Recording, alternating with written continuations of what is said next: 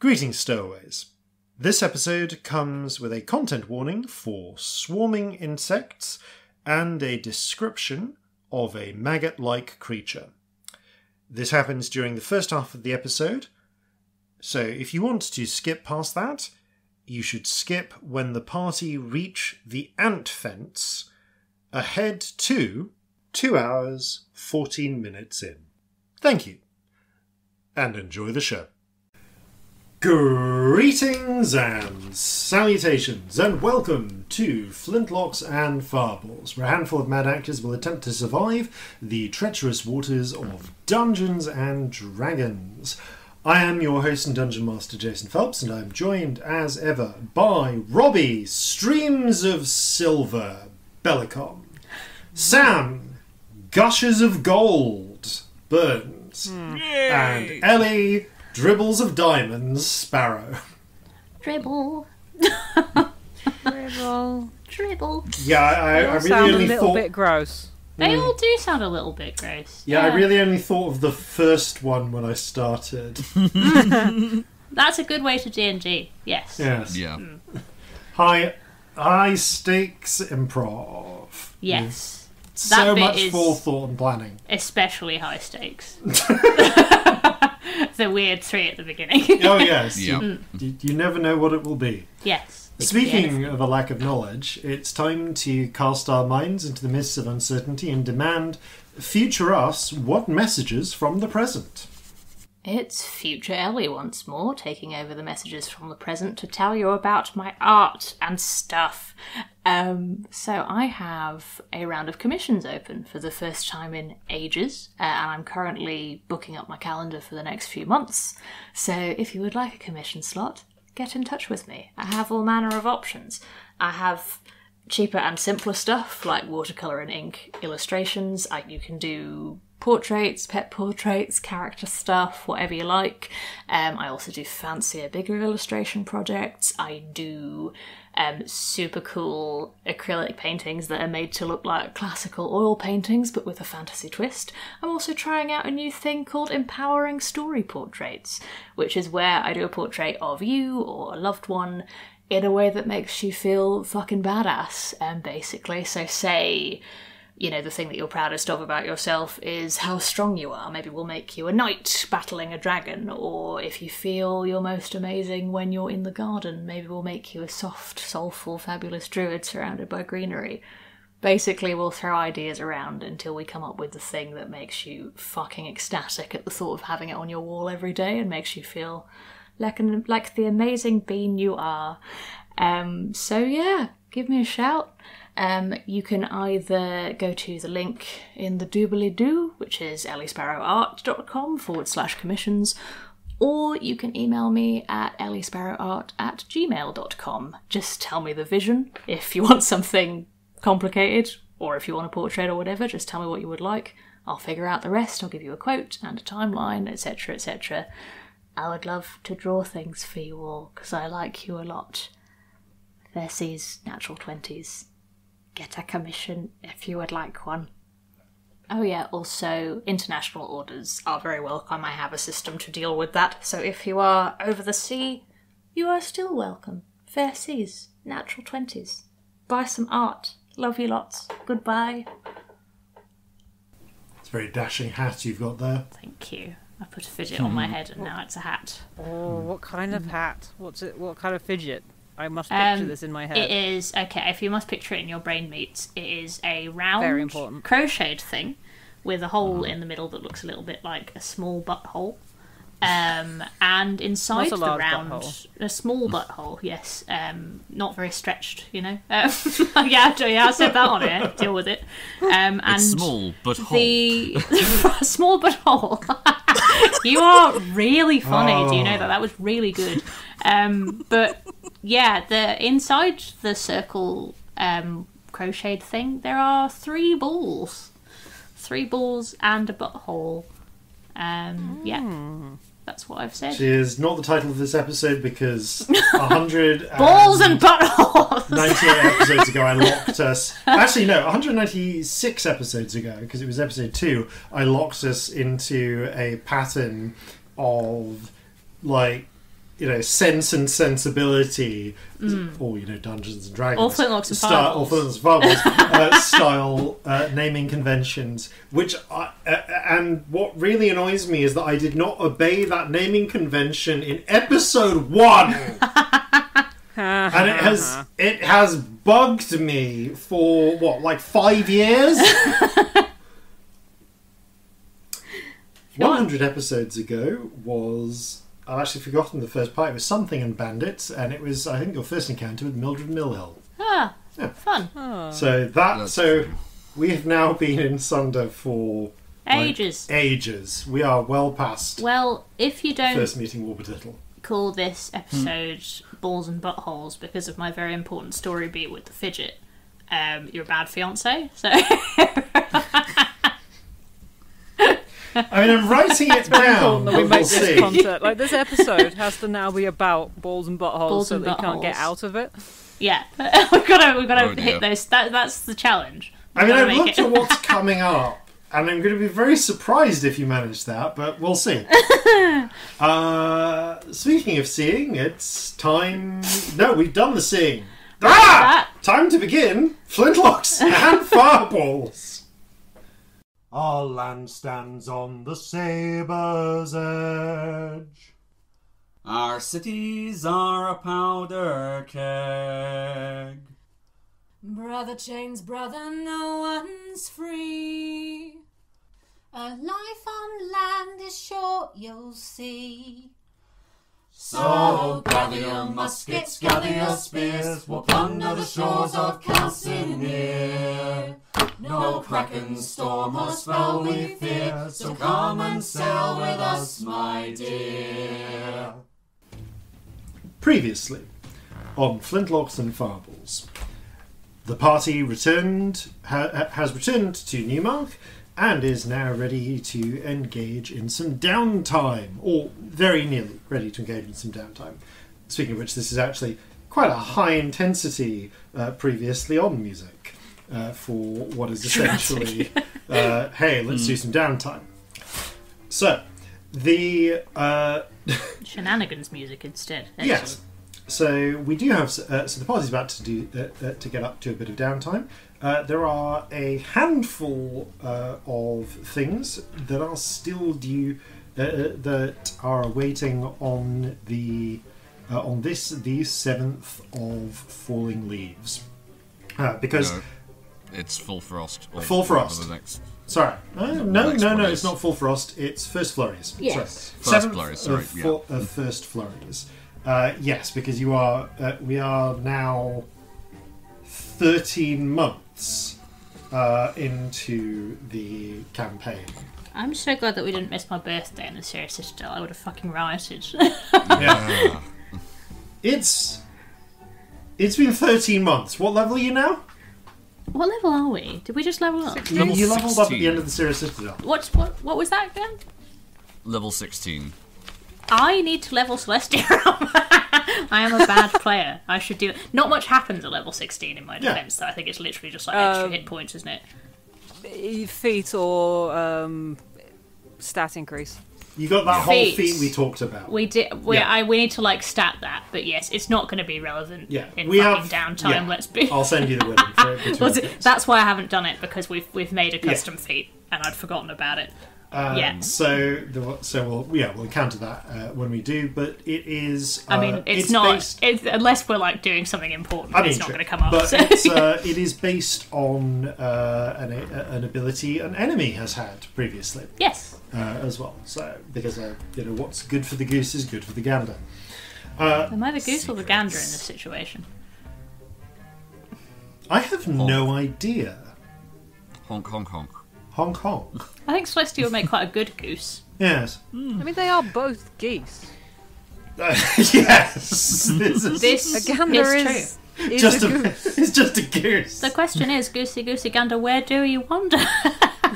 That's the real question. And at what point was that rhyme a rhyme? I have no idea. You probably know more about that than I do, because you hyper focused on language. Was it things Gondor or Wander? Wander. Probably. Good.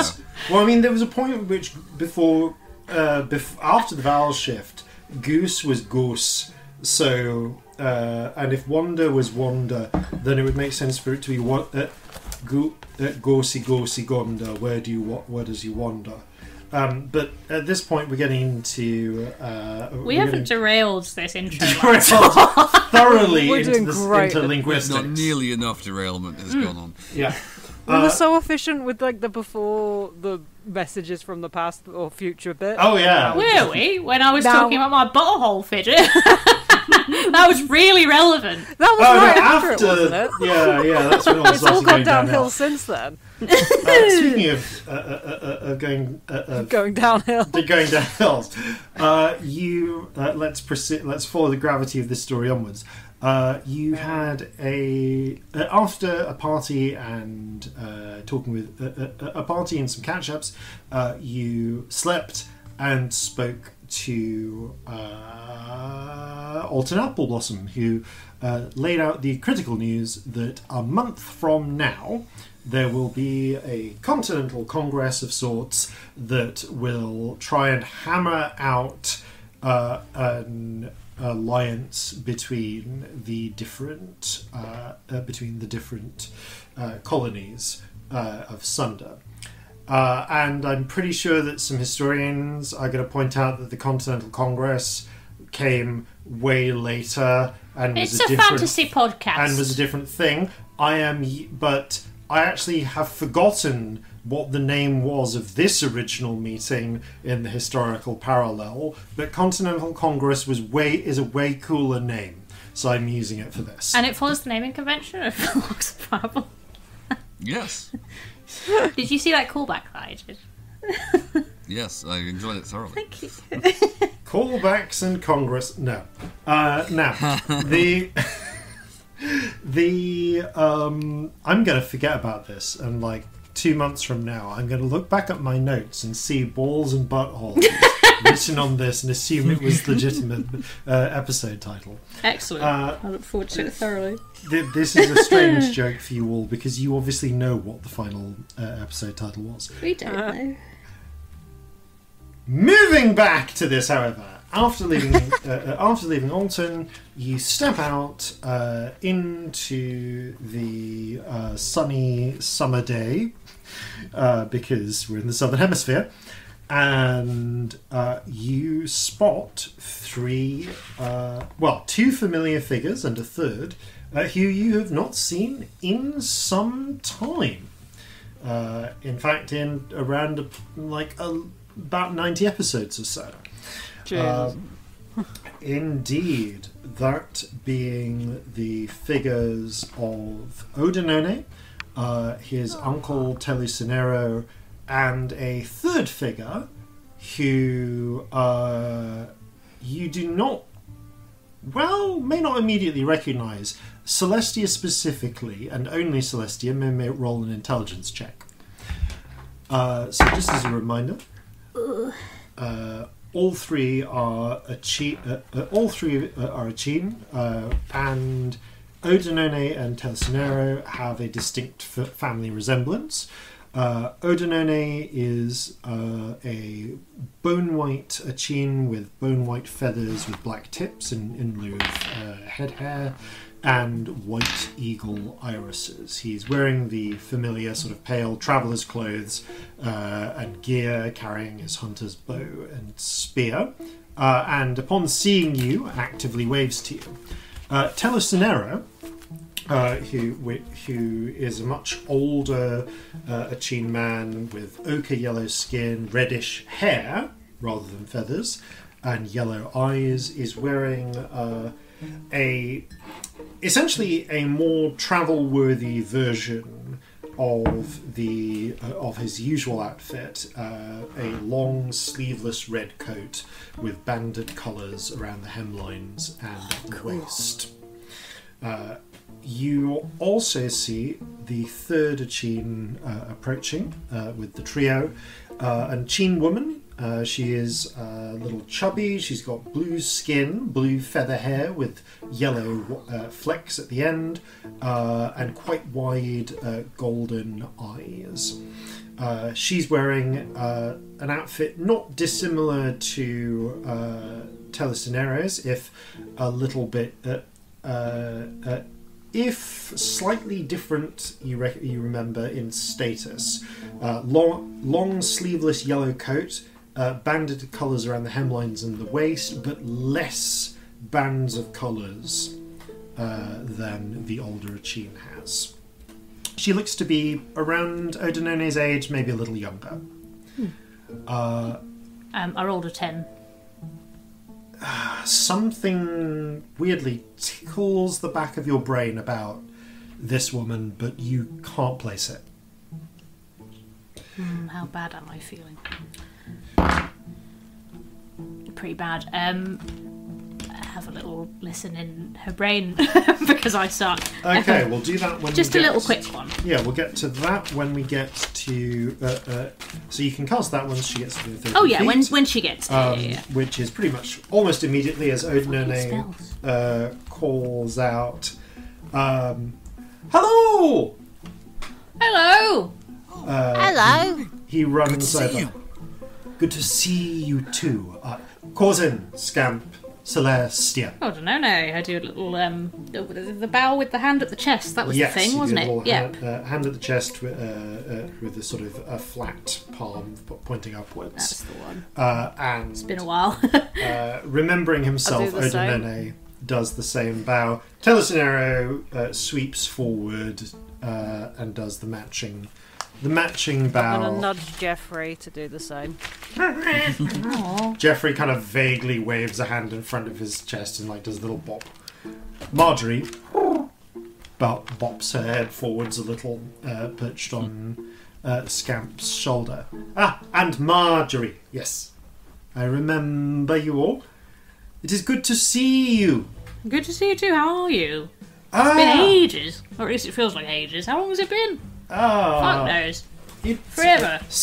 It has certainly been at least a few. It's certainly been several weeks, if not months. Feels like years. It's been a busy sort of time, to be honest, I don't know. Oh wow. Okay, it's really not. It's been. It has, 3 weeks or something insane like that. Let's see. You saw. Let's see. We last. Yeah, according to this, you last. Yeah, you met with Queen Pinoke back in full ripeness. Actually, no. It was summer. No, wait. First colours, full ripeness, falling leaves. First one. Right, it's been 2 months. There we go. Like the Telesinero goes, it is good to see you. And it is now approaching, he thinks, close to 2 months since we last met. Bloody hell, is that all? Oof. I had another one in there though, so it feels longer for me. Yeah, I had an extra week or so, didn't I? We've been You've longer travelling to feel, strange though. places. A slight... there's a curious frown from Telesinero, and you hear a soft from the side. Apologies. Allow me to introduce my daughter, Anusadira. The blue Achene with the golden eyes gives you a much more emotive smile than Odinone does, repeating the little bow. It's good to meet you. I am Anusadira. Odinone has told me much about you. Nice to meet you too. Yes, cracking. We are here to, and there is a look shot at her from Telesinero, and she closes her mouth. Odinone cuts in. We would very much like to catch up and speak with you. We need to find lodgings and get settled in first, though. Of course. We expect we will be here for at least the next month. Please, we would very much like a chance to speak and find out how you have been. Excellent. We'd love to hear what you've been up to as well. I mean, you're very welcome on the ship, or we can always meet somewhere. We're at the Kraken's Bane, that one over there. Your ship from before. You came on our ship, didn't you? That's been a while. Yes, with the Waking Terrors. Yes. Oh shit. Yeah, the day I had a little heart attack. That was an exciting day. Exciting, very exhilarating. Anisadira pipes up. It sounded like it. Odenone told me that you actually met Terithate of the Waking Terrors, and would you like to hear the song That is a when you come strange over? word. I'll sing you the song when we meet up. oh yeah, it would be much appreciated. Of course. I like you. She grins widely and then seems to remember herself and Did I get anything from her brain, by the way? that's a good point. So listening in, the Anisadira is one of those people who thinks in a bit of a mixture of words and images. So they kind of collate together into a general flurry of. Okay, you've been listening for a minute, so things that you get. We've probably been talking for a while minute. you've been speaking. So the initial thing that you get is excitement. There is a level of by the Cloud Walkers. It's them, the ones from the stories. And she genuinely seems excited to meet you. The moment when she's about to talk about why she's there and tell a scenario flashes her a look. Her thoughts don't exactly continue into words, but you get a flash of the Newmark City Hall, the building you've literally just left, and a sense of duty, watching, and meeting. The words that follow after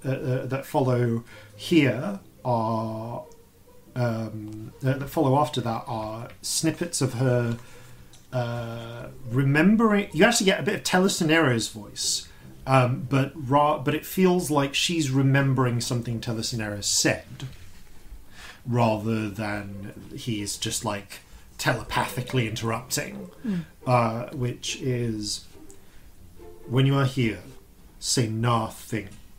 Take care to marshal your thoughts. They have spells that can read them if you are undisciplined. Apparently, Telescenero is the sort of person who is aware of the dangers of mind readers. That completely tracks for me with him, actually. Yes. Yeah. Fair. And she does so. She just focuses her mind. As she remembers this, you have this slightly bizarre experience of encountering someone who has undertaken reflexive anti-telepathy training before. Because her thoughts immediately just focus on what is directly in front of her. And she becomes almost laser focused on the conversation happening right now. I was just wondering if there was anything that would have tricked me about, like, what I could have remembered about her, but apparently not. Not from this. You may... I think that you will need... Yeah, you're going to need more information. I mean, actually, this isn't like a ridiculous thing to do, isn't it? This is another thing I can do before they leave. Because we're still talking, right? Yeah. This is me just summarising what you've been hearing in her head. I'm just going to do like a sort of theatrical, like, frown at her. Like, I'm trying to... I feel like I know you from somewhere, darling. I could be wrong, but just something, like, really familiar. She tips her head to the side in a slightly bird-like manner and has a look of genuine, which feels through her head to be genuine confusion, and says, perhaps my father mentioned me. Maybe. I would know. We have not met. No, I don't. I've been looking I think we forward have. to meeting you. I don't know. Yeah, maybe. I don't know. Maybe something. Maybe you're wrong with somebody else. I've no idea. Just, when you get that feeling when you meet someone. No idea. There is a smile from Calcinea, which, as ever, is layered, polite, but with an undertone of warmth and a level of reserve. We must find accommodations, but thank you. We shall speak in private. Your ship is secure. It's sanctum, darling, yes. Absolutely. Yes. As long as we're not in the sending room, you're good. He nods. My thanks. We will find you when we are more settled in. No rush, we're around. Odinone chips in as they start to get ready to carry on. And we must catch up and talk about what we have seen. Yes. There's a lot to tell there. Yeah. Definitely, it has been exciting times. I have heard. Certainly exciting. Yeah. They give another of the little Chin bows and make their way onwards, leaving the three of you in the street to decide on to consider where you might be headed next. Mm-hmm. Something I'm fucking forgetting. I know there is. Oh well, we'll figure it out later. Yeah, it's something to do with the Anasadira. Am I saying that right? I'm in a moment where I'm just forgetting the word. Anasadira. I thought so. Yeah. I just, when you scramble up letters in your brain, I had one of those where I was like, maybe it's... I was wondering if the D and the M were the other way around. Lysdexia, probably. But, yeah. I just feel like I know it from somewhere. Don't know. Anyway, probably not a problem. Probably fine. What did we want to do? Well, we got some ants. I mean, I was thinking about popping over to Lady Grace's. There is thinking about the path you'll take, that it would be a relatively small detour to literally stop at her house. That might make sense, mightn't it? Might as well, to be honest. Yeah, shall we? Yeah. I mean, if we want to go and check on the whole ant situation. Check on this. We should. We really should. We did do it, didn't we? No. Jeffrey did it. Jeffrey but did it. We're technically he should clean all of it up, but we are, and he did also save our entire asses doing it, so, I'm not actually insulting you. I did appreciate it. Jeffrey stamps his little, fragment of Brannigan's blade. It was a great sacrifice, Jeffrey. We very appreciated it. Let's just go and make sure it doesn't become anybody else's problem. Yeah, definitely. You begin making your way south out of the city, taking a moment to stop at Lady Grace's townhouse. What wasn't looking great last time we were here, yeah. What remains of it? Because I'm pretty sure it actually got shelled at one point. But... it did. It was in a state where, it wasn't broken completely, but, doors were leaning against walls and stuff like that. Visible damage, not unlivable, but... Yeah, it was a bit of a mess when we were last here. Yes,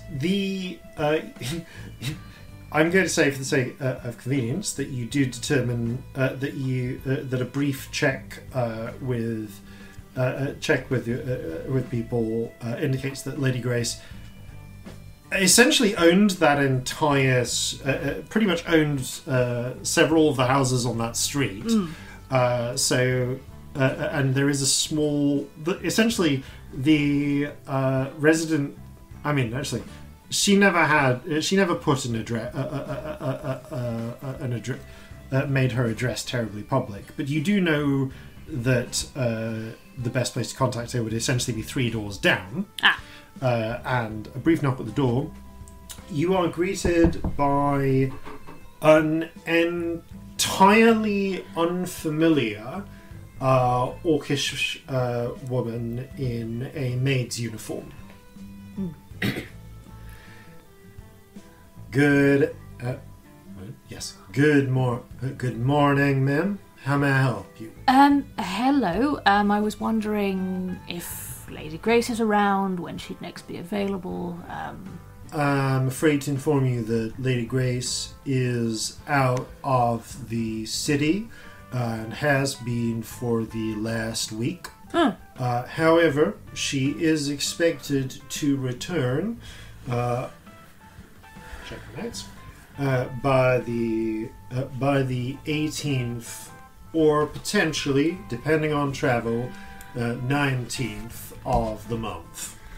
Thank you, that's very helpful. Would you mind just leaving my name and telling her to pop me a line when she's back? Of course. May I please take a name? Celestia Stardust. She nods. Thanks. Thank you for your time. Thank you for yours. Have a lovely day. She gives a curt bow and closes the door. That's quite nice, actually. If I'm honest, I wasn't really ready, but I felt like I should. Yeah, you did yeah, right, no, and no. well, It just gives me another week to consider taking over the Ebengard. yeah, not something to be done lightly, but That's alright, I'll do it. I'll take over the Everguard. That'll be fine, won't it? Darling, if you could, I'd be down, but that's not really how things work. That's Never that. is, isn't it? I'd make the uniform so much prettier. what's their angle? That's bugging me. What is their angle? I don't know, I was thinking about digging through some fucking newspapers and archives and shit later to try and figure it out, to be honest. Yeah, I was planning on doing something similar myself about the, actually, he wouldn't take it out, but he'd gesture to where he was carrying the sextant. I mean, we could do a little library trip later. I think that might be Or sensible. archives, whatever. There is very few things I would rather do less today. You so don't have to, I'll do nobody's- something else. Yeah, you do literally anything. If I could be doing literally anything else, I would. But I think I I have to should start at finding some some point. information because otherwise my anxiety will physically kill me. Oh no, So, I probably yeah. should do some reading on stuff, but we've been indoors a lot. Yeah, no, I've got other stuff to do, I think. But we should see these ants, shouldn't we? We really should, yeah. They're just going to get worse Let's the figure longer out we what put it the off. deal with that is. Yeah. As you are making your way out of the city, I'm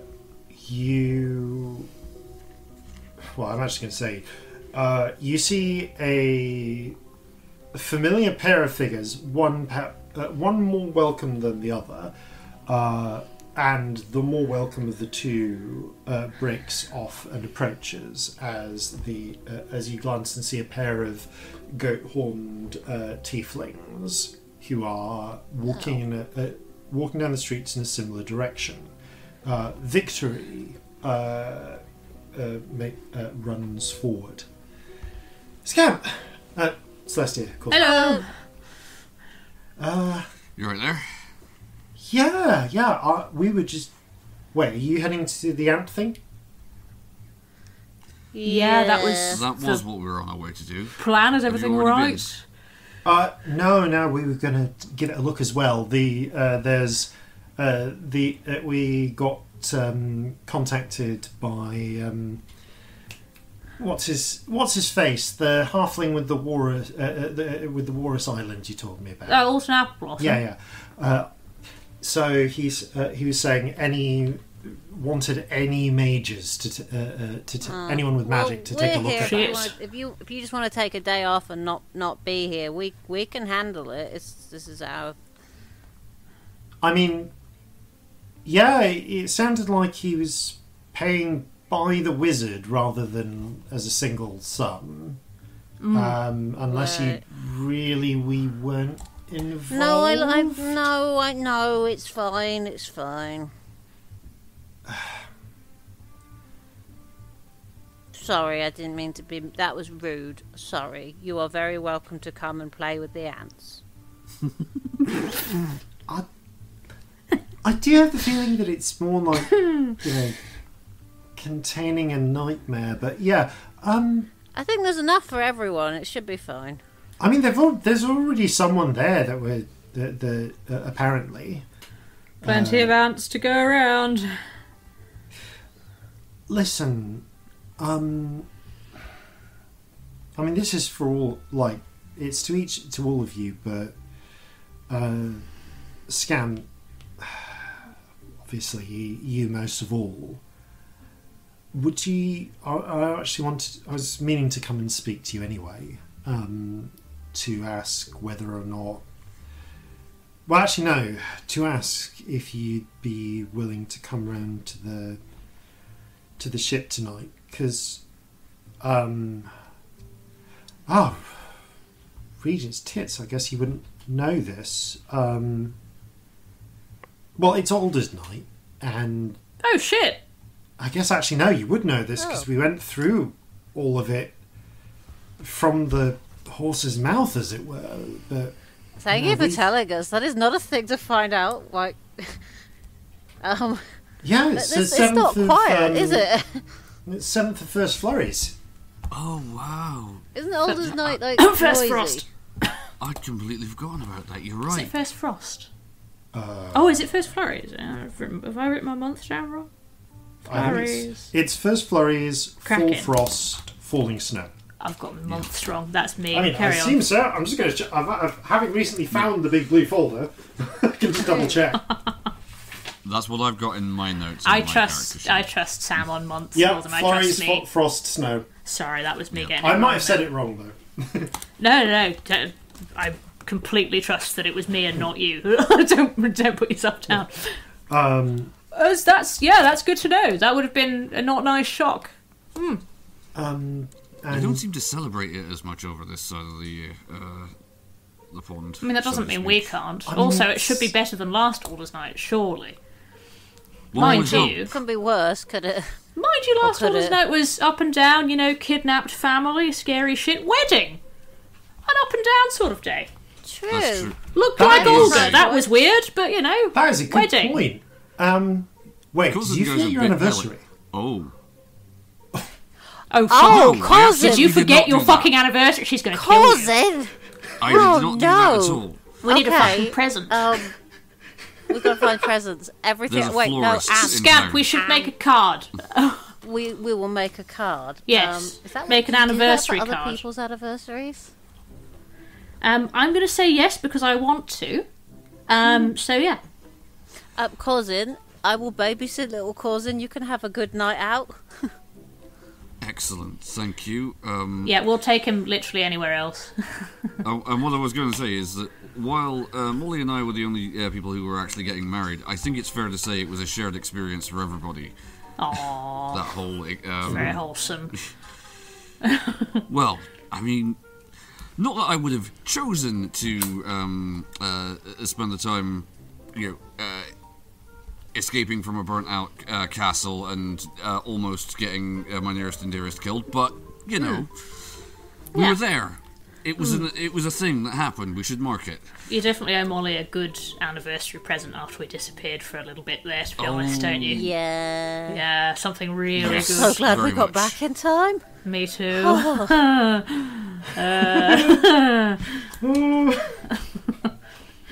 The Victory sort of winces a little at that. Oh, yeah. Yeah, I'd forgotten, Scamp, when you told me about how your last Alder's Night had really gone. I mean, I've never been back home more than once or twice. Like, I think once we went back to the old country, but Mum said that Alder's Night was always important to tieflings back where we were, back in Midmere. With admittedly a different focus to everyone else. That would track, wouldn't it? Because it's about Dennis, isn't it? Yeah. Yeah. Yeah. Makes a lot more sense. Dennis. she like folds the. She puts her hand over her eyes. Over her eye. Sorry. Like, yeah, our mythic cultural hero Dennis. Yep. Dennis the Tiefling, that was his name, wasn't it?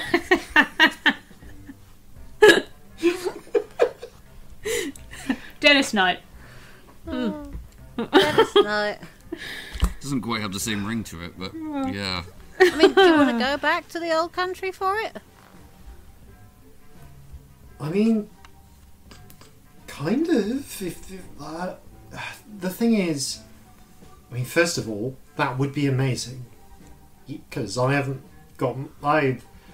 not got my magic wrapped around that about twisting space the way you do. Like, I've got my own thing with, making spaces rather than going places. But the other is twofold. One is one. Mum promised to tell us everything, and she offered to tell me last night if I wanted it, and but I wanted you to be there. I've already filled her in on a lot of stuff. Kind of too much to get into absolutely everything, but a lot of the high points. I haven't gone into the details, but I've warned her not to use the eye, because I figured I should talk to you about what exactly I should tell her, and I've made sure not to tell her anything that could get back to what that would be dangerous. Yeah. Your ship's sanctumed, right? Or is it not? No, it is. It is. That helps. Yeah, we've got a sending room and everything. I mean, I can tell her if you like. Yeah. Yeah. I mean, there's some stuff that maybe we just shouldn't at all, because unless she needs to know it, it's a risk getting back to, It's true, yeah. But I mean stuff about the risks of the eye. Yeah, we should tell her I think properly what that is. To be transparent, I mean that's assuming Scamp that you don't want a fucking minute alone with these two, because that's okay too if you do. I don't think so. I think I mean it's just useful to have more brains. Okay, I'm happy to be there. Sure. Just wanted to give you the option. If that changes, just let us know. Yeah. It had to be your choice. Yeah. I know that. The other thing is, I mean, it's putting it lightly that there's a lot between you. She gestures to all three of you, but especially Scamp and Mum. And she very much looks at Scamp. After everything we've been through, I really want to call you my family.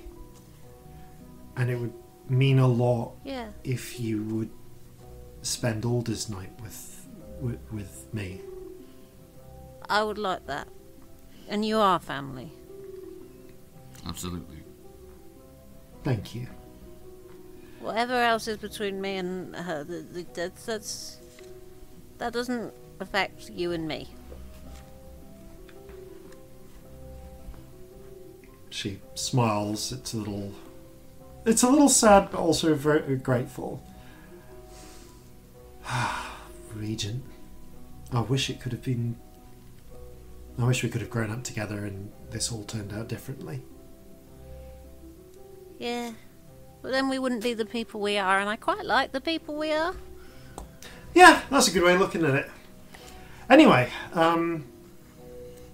thanks. We'll meet up. We can meet up in the evening and we can have a chat on the boat and then on the ship, and then if we want, we can go celebrate back in the old country.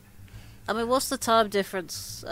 Because Oh shit, that exists. You think for a moment, recalling from time with little Corzin, Saul was about 8 hours prior, so I mean, close. it's going to be like, what, 9? Yeah, about 9. So 8. So evening there would be early tomorrow morning. great. We get 2 of them. It's like the difference between Cool. New York to Moscow. All right. Okay, let's go squash some ants. Ant squashing. Fuck yeah. Hooray. You head at Victory heads back to Mum, and the pair of them keep a little distance from you as you make your way down, kind of having their own conversation. The area that used to be the Redcoat Camp, which I guess includes the church that used to be there, is now surrounded by essentially a wooden fence, kind of like a work on ants. Don't some of the ants around here eat wood? Indeed, you can see points where they've attempted to fill portions of it in with dirt or even brick. But this is clearly there's a clear sense of the wood went in first, and they've been trying to fill it in with other things in the interim. They're fighting a withdrawal action already here. Yeah, you can see points where some of the wood is a lot newer than others. And come to think of it, some of the brick looks replaced as well. Oh no. And yeah, the other thing that there is a continuous presence of soldiers all around it, on doing little patrols, and periodically pouring in. You see at one point there's someone who there is like a little trench that they've dug, and they are and they've tried filling it with water. It looks to have sunk in a little bit. There are scorch marks. Honestly, there's scorch marks all around this place. A lot of burnt grass. The area in the inside is quite Somme-like in appearance. It is blasted mud and baked, or in place sodden earth. Oh dear. Well, they've gone through the usual pest control playbook, haven't they? Yeah, you can see that there are a couple, that there's even, that they've erected a little bit further back essentially like a very small watchtower, like a fairly low watchtower, and out of wood and earth and earthworks, and carted up some cannon, like some of the some smaller cannon, and this is probably responsible for some of the blasting here. A cannon for ants. God. I mean, Yeah. in other circumstances, I'd have said that's overkill, but frankly, Yeah. they're still here, Oof. aren't they? Yeah. Yep. I have a can I roll for this question? We have some really frightening insects in the Underdark.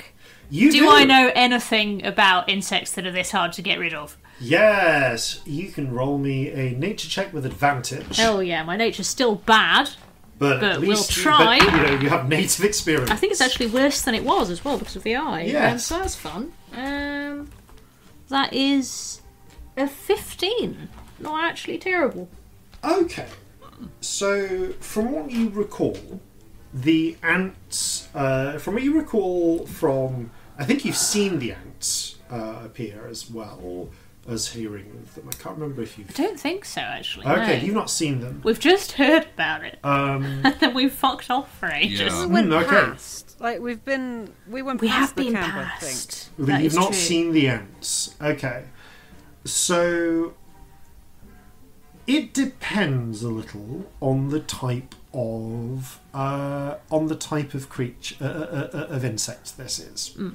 So in the Underdark, you're used to facing insects of broadly insects that are big enough to be like a legitimate threat rather than a food source. Yeah.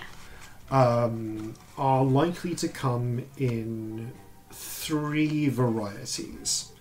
One is giant insect monsters, that tend to do very well in the especially well in the Underdark due to the ludicrously high oxygen content. We like superbug oxygen time. Yeah, because That's of the fun. breath leaf. Sorry, child Ellie really loved the everything is really big period. Yeah, pleasing. You have heard of some more magical breeds of insect on the surface that manage to do this as well, but there's a reason why most of the giant bugs are down in the Underdark. So, if these are huge ones, in a sense, that might almost be a little easier to solve, because big, massive insects tend to be solitary or pack predators. You will get things like wolf beetles, where they travel in packs of at most a dozen, and are approximately wolf-sized or a little larger. Yeah. And they will, flank and attack and take down prey. Whereas solitary creatures are things more on the scale of, well, they can get as big as the purple worms and the worm trains, or even the cave horror, which is a thing you've never seen, but because no one has. Yeah. And lived, as far as I understand, right? There's probably some who've. I've seen never it met and anyone lived. who hasn't. But you've lived. never met anyone who's seen a cave horror and lived. And most people haven't, right? As a general rule, you hear a cave horror, and that's it. and if you survive to tell the tale, you only heard the cave horror. Probably felt the tremors. God, horrifying. Yeah, those. You're not really. It's honestly very little. There's surprisingly little documentation as to how to fight a cave horror because no one's managed it. Yeah. What about the other? That's type 1 is giant monsters.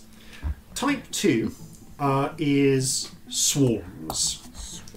So these are things where you get lots of small insects, or relatively small, Many like smalls. sort of grasshopper-sized or equivalent, which some internal switch turns and they form a giant fuck-off swarm and try to eat everything in range. And these creatures could vary in size from the size of regular ants up to the size of razor moths, which are about palm-sized. God. Yeah, so the razor moth swarm is one that you didn't encounter during the Underdark arc, but Scamp and Corzin did. Right, and yes. managed to outsail, essentially. Oh yeah, that wasn't fun. Yeah, these types of creatures are all of the strip creatures to their flesh variety. These ones are harder. You generally want to... You kind of have to eradicate them. And depending on how they go, it depends on... You might need to eradicate every last one of them. To otherwise, and avoid leaving a breeding pair. Right, cool. That and the first step there is contain them. Actually contain them. Get them all in one place and eradicate them all. And the third type is kind of like the second type, but organised in some sort of hive or similar. Oh no. In which case, you usually have like a larger central queen or birther type thing that will continuously spit out these are ants reinforcements as well, so they have a queen, right? Yeah. Yeah, that would make sense. So we have a lot of bugs in the Underdark, and they seem like a bad type because they'll be organised because they've got a queen. Are there good types in the Underdark? Not really. There's the ones you eat. I mean, there's crickets, which are just for eating. They're sort of neutral. I feel like we should try eating these ones. No, I No, probably not think the best I think they'll try back, to be honest. But we probably want to contain them and kill the queen, because otherwise she's just going to keep chucking out baby ones forever. I hate that. Said they're like the venomous sort, aren't they? Yes, because there were people. They were like fire ants. Weren't Yeah, they? Kind of yeah. description. They do horrible burning sensations when they bite you. Yeah, I mean, I think they're Which the is sort one of way to grant the wish, the wording of the wish, itchy bums to the end of your life, for the rest of your If life. you're really fucked up, that's a great way to grant that wish. Yes. You just make the You're a end of their scary, life scary really boy. soon. Yep. Yeah, I mean, I think these are the sort of like fire anti-type, right? So there'll be a queen. Okay. A bit easier than the other swarm type, which is kill every last fucking one, but also harder than the other swarm type because, again, they're actually organised. And we've got to find the queen. Yeah, in the middle of like a mass of writhing ants. Or we've at least got to find something that they are prone to eating that we can effectively poison. Oh, you have a point. That's They not a appear bad to eat shout. people. Well, I'm not suggesting we throw a person in there, but like anything that eats people will definitely be partial to other forms of similar types of food. Or like meat. You have got that right. You look out around as hello. you're approaching, and you notice yet another familiar figure, and quite a and really a figure you can't forget. The tall, dark-tanned half-elf, dark-tanned half-elf in colourful, ruffled clothing is none other than Felipe Diamante Rodriguez II. I've forgotten about him. He was great. Hello, it is good to see you again, my friend. Good to see you too. How are you? It's been ages. Doing well, and also one of the very few mages actually at the city's disposal. I hope you're getting paid decently. Oh, right, so you've... Yeah. Well enough, but I decidedly lack all of the spells to deal with this. But yes, they most assuredly eat people. They eat a lot of cows, pigs, sheep. With that, it has actually been quite a problem for the local livestock. Ah.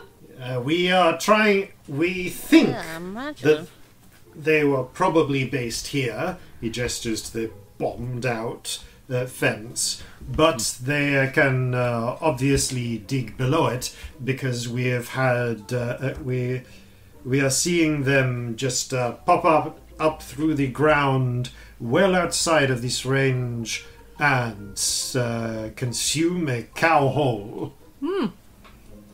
Oh, that's not good. Okay. Gross.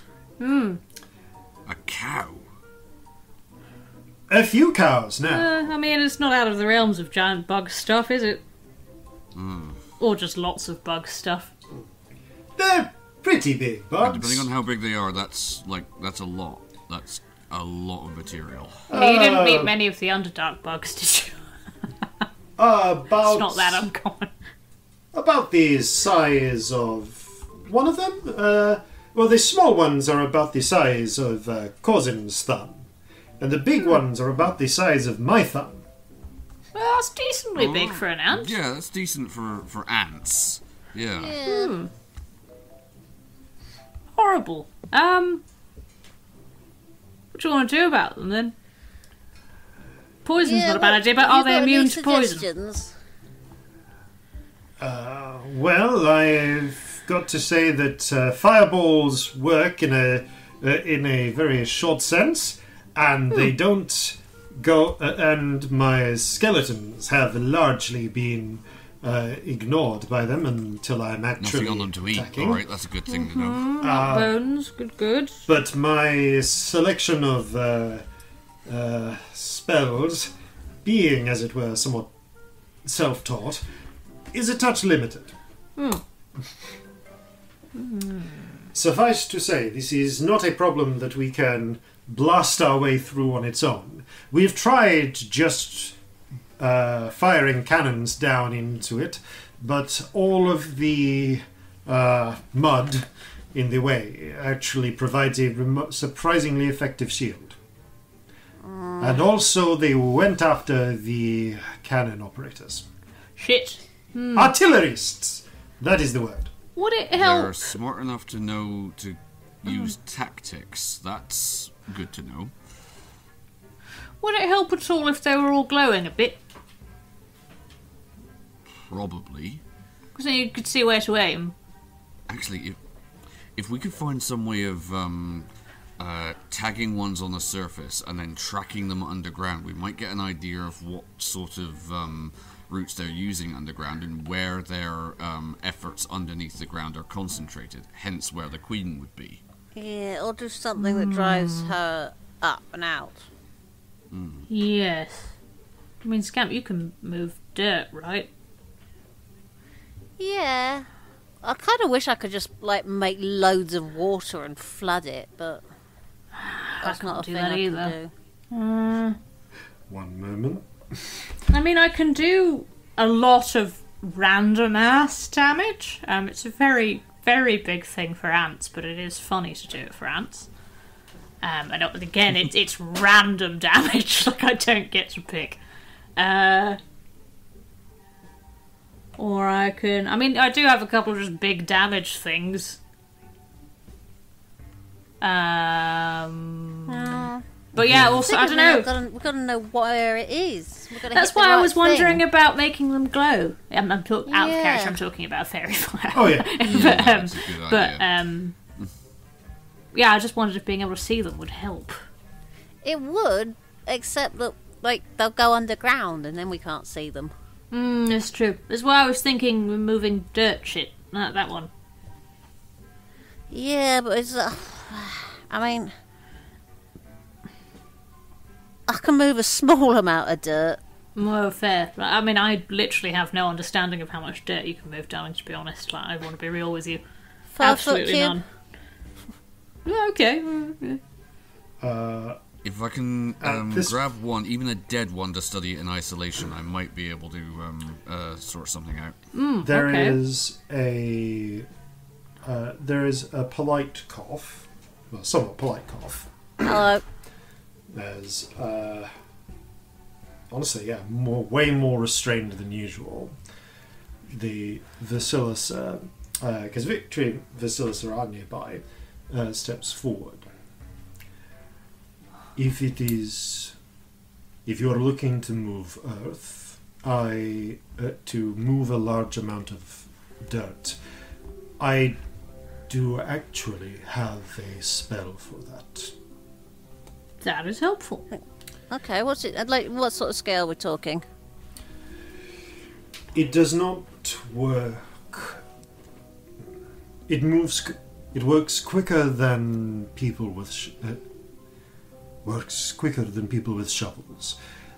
I can move. She she kind of tweaks some things on the 5-ring piece of mage metals in her hand and conjures essentially 4 dancing lights and indicates an area about 40 foot square, about 40 foot on a side. That's quite a lot of dirt. And says, over around 10 minutes or so, I could probably move this much earth, and she kind of raises the 4 lights up 20 feet. About that much up or down, or to the side. Okay. So, I could probably keep this going for about 2 hours. So, if you need a large trench, or series of if you need large trenches dug, I can work with that. That might well be helpful. I can't move stone, but dirt, sand, clay, anything not solid. Not solid stone. Do something about the stone. If there's stone, I can just shape it. Okay, I mean, so what we could do is I could light some of them up. We could figure out what route they're taking. You two could move stuff out of the way so that we can still see them. I can also cast this spell quite a few times. It's quite a small one.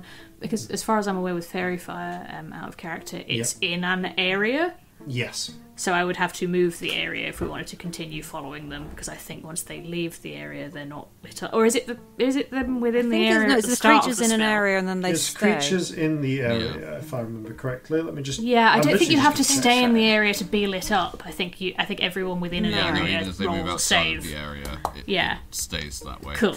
So I don't have to do it multiple times, but I can because it is only 1 minute. Yeah. So yeah.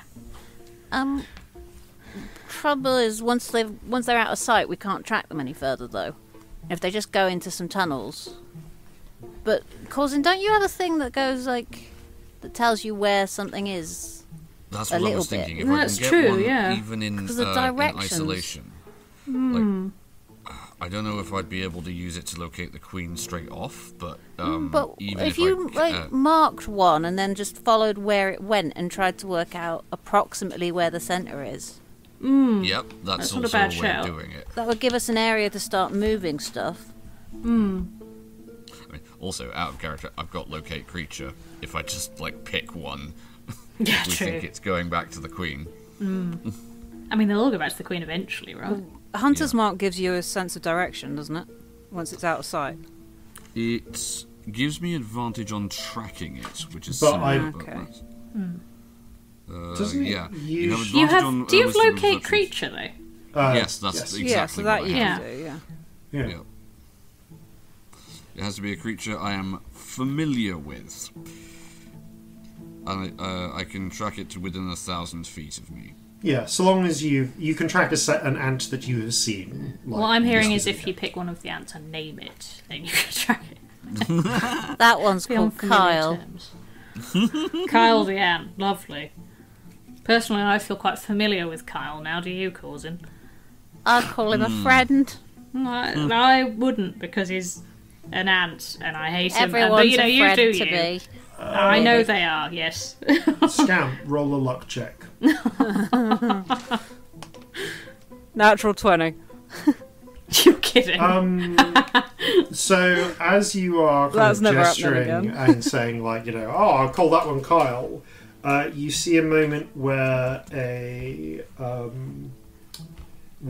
little bird, you think it might be a sparrow or something, or equivalent, flutters through the air, and thinking it might spot something, lands in the kind of blown up muddy ground and starts pecking, searching for a worm.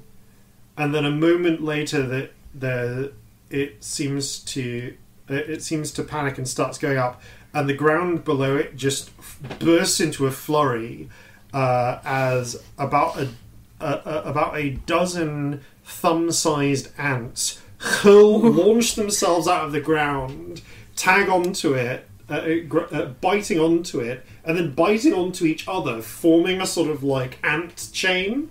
And despite its desperate struggling, flapping of wings, pull it down, and then scores of other ants burrow up and just mob it. Right. Wow. Kyle's got a bit of a temper problem. Yep. Don't And a fuck lot with of Kyle. friends. Well, Corzin, do you think maybe you can track Kyle? Yeah, that Should might be be a able to. start, mightn't it? You. Right, I will. I will Kyle cast is like the locate worst creature. name off the cuff, by the way. Well done. Yeah. You Really properly dreadful. you pick one of Apologies up to to an all hour. Kyles out there. Yeah. Oh, I'm sorry. It's because of the fucking live ships. Kyle is a poisoned name for me now. I'm sorry if your name is Kyle. I'm sure you're lovely, but there's a Kyle in those books who is the worst Oh, he character really is the worst. in anything ever. Okay, you pick one ant with a slightly bent looking antenna, and that's Kyle. The fisheye spirit kind of focuses in, and you feel your attention really just drawn towards Kyle, like focusing in on him as he joins his friends in very literally butchering the tiny bird. Most worker ants are female. Yeah. Yeah. Okay. She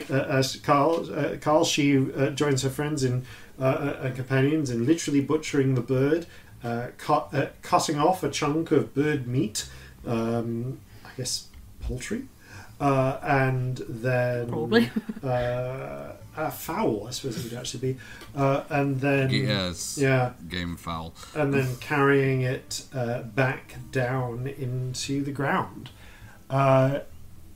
You kind of have a. It's not as if Kyle is now like glowing into your sight or anything, but you feel, even if you take your main eyes off her for a moment, one of your many painted eyes is always tracking her at any given time. And you feel her kind of like go down and drag the piece of meat down into the below the ground. So one moment, let me just going to take a look at the rules for locate creature here. So, all right. So this is. Yeah, that's locate animals or plants. Fourth level divination. Fourth level divination. I'm just going to grab the physical player's handbook at this point. I mean, I've got the spell card here if you want it. You know what? Yes, if you read I can read it out. Go. Right. Describe a name or name a creature that you're that is familiar to you. You sense the direction to the creature's location. As Name long a as creature. that creature is within 1,000 feet of you. If the creature is moving, you know its direction of movement. The spell can locate a specific creature known to you, or the nearest creature of a specific kind. The examples are human or unicorn, but I assume like ant would work. Yeah, okay. So I've got this now. Yeah. And you are. And indeed, Kyle is not. Kyle's form has not changed. I love this interpretation of name a creature, by the way. It says Kyle. describe or name a creature. He has absolutely used this spell to locate Little Corzin when he hasn't known exactly where Little Corzin is. So, Or he's losing at hide and seek. Yes. running the right. So you don't. Okay, so you don't feel... I will say that you don't feel this break at any point in a way that would suggest 10-foot wide running water at any point interacting that. So, over the next... I guess you can keep this up for up to an hour. Yeah, I can keep it up for an hour if needs be. So I'm going to say that over the next few minutes you feel Kyle run this down... figure out where the bedrock is. Surprisingly low beneath the surface. Not given that the given that the general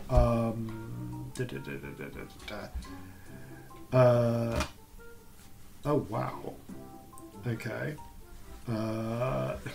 I'm going to just pick an area because it turns out the depth to bedrock really varies a lot. Oh yeah. Depending on where you are. It's a bit vibes, is it? In the world. So it's all right. This is how much erosion has occurred in geological amounts of time. Well, indeed. It's all right. I've got it. This is the content you tune in for. This is the content you tune in for. How much erosion has occurred? You're welcome. Yeah. The oh boy, right. So the important thing then is red is above ground, is below ground. So we are looking. Oh, okay. The answer is it could go some distance indeed. So the distance between bedrock and surface. Okay, well that is in the ocean, so I don't need to worry about that. That's why that's so low. So we're going to pick from one of these colours. None of us can see what you're seeing right now.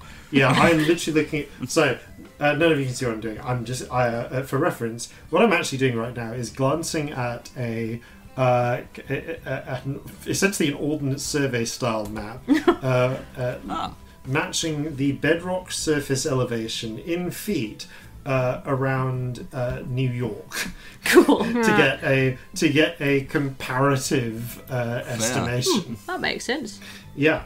So that is my nerd indeed, and the answer is we love it. Wow, surprisingly deep. That's what she said. She did. Yep. That's a direct quote. Oh, direct quote from her. Yep. Who in this case is presumably Kyle. Yep. Not Kevin. That's a brick. Kevin is a brick. I'm glad that you're taking our naming seriously. Yeah. It's really important to me. It is really, Names really, are really important. Okay. Name a creature, the spell said. Kyle, we said. So, initially, Kyle pops down about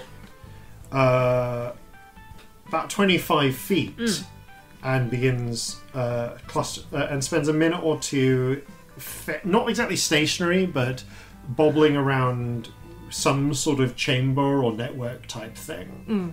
And then you feel her like move out in a different direction, definitely going underneath the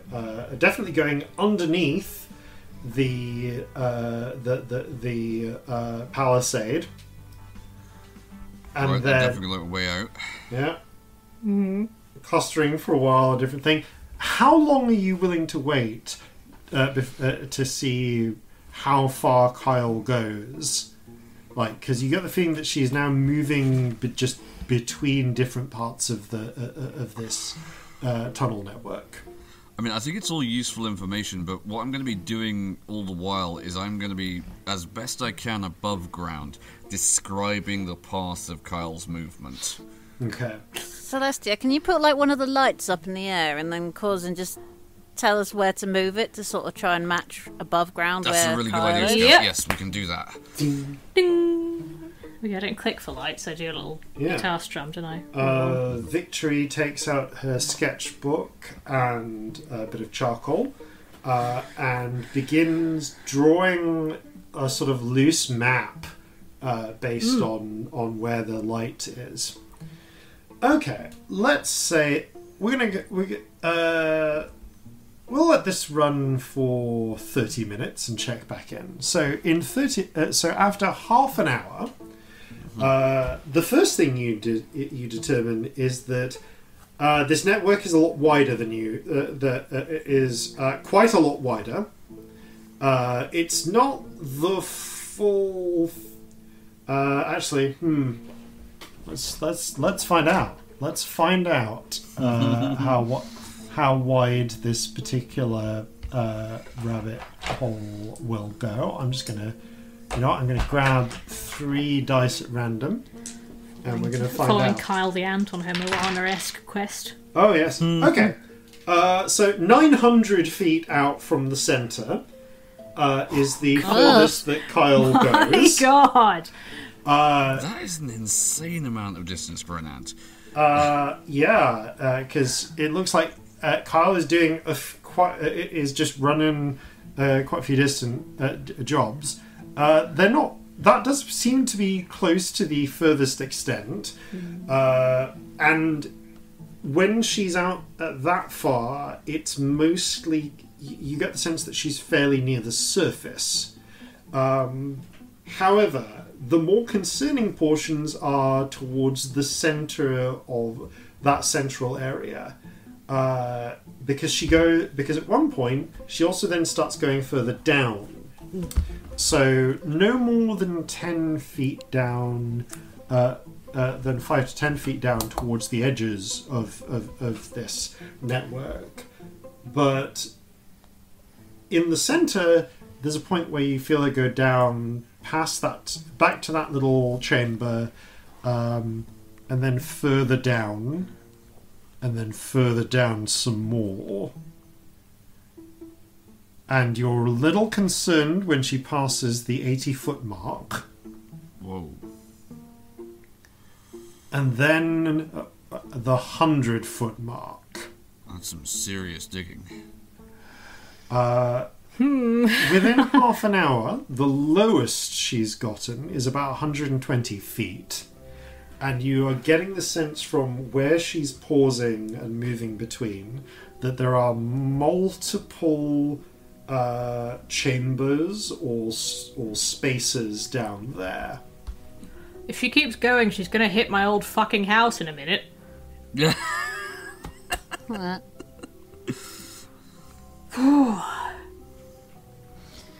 Should we just start digging some of this central top bit off then? Yeah, I think maybe best had. I'll keep I keep the spell up as long as I can, but I think for now, yeah, that's a good idea. Yeah, I think we found the middle. It's the best place to start, isn't it? Felipe, have you lost anybody since the initial incident here? We have most at this point, no. We instituted a system of having riders nearby who can sweep people up onto horseback whenever anyone feels tremors. Good idea.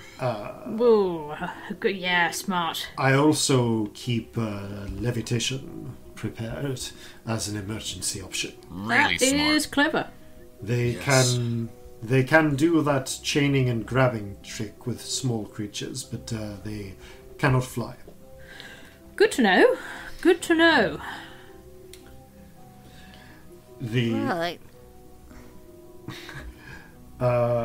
So Vasilisa stands ready to assist in whatever way you want. And you have the lead. Maybe we do actually fly over it. Because If there's they a limit to can't- how far we can, cast from. I was thinking, you got sustained wind, haven't you? They don't weigh very much. If we needed to clear a path, that might be a good way to do it. Excuse me, we might blow ants even further out than they already are. That's true. Sustained wind probably won't kill them, but it will spread them out more. I can move about 5 foot cube of muddy earth stuff around every 6 seconds ish. That's not bad. Yeah, if we so can I keep could up just with that, start we got bigger digging. problems. Vasilisa frowns.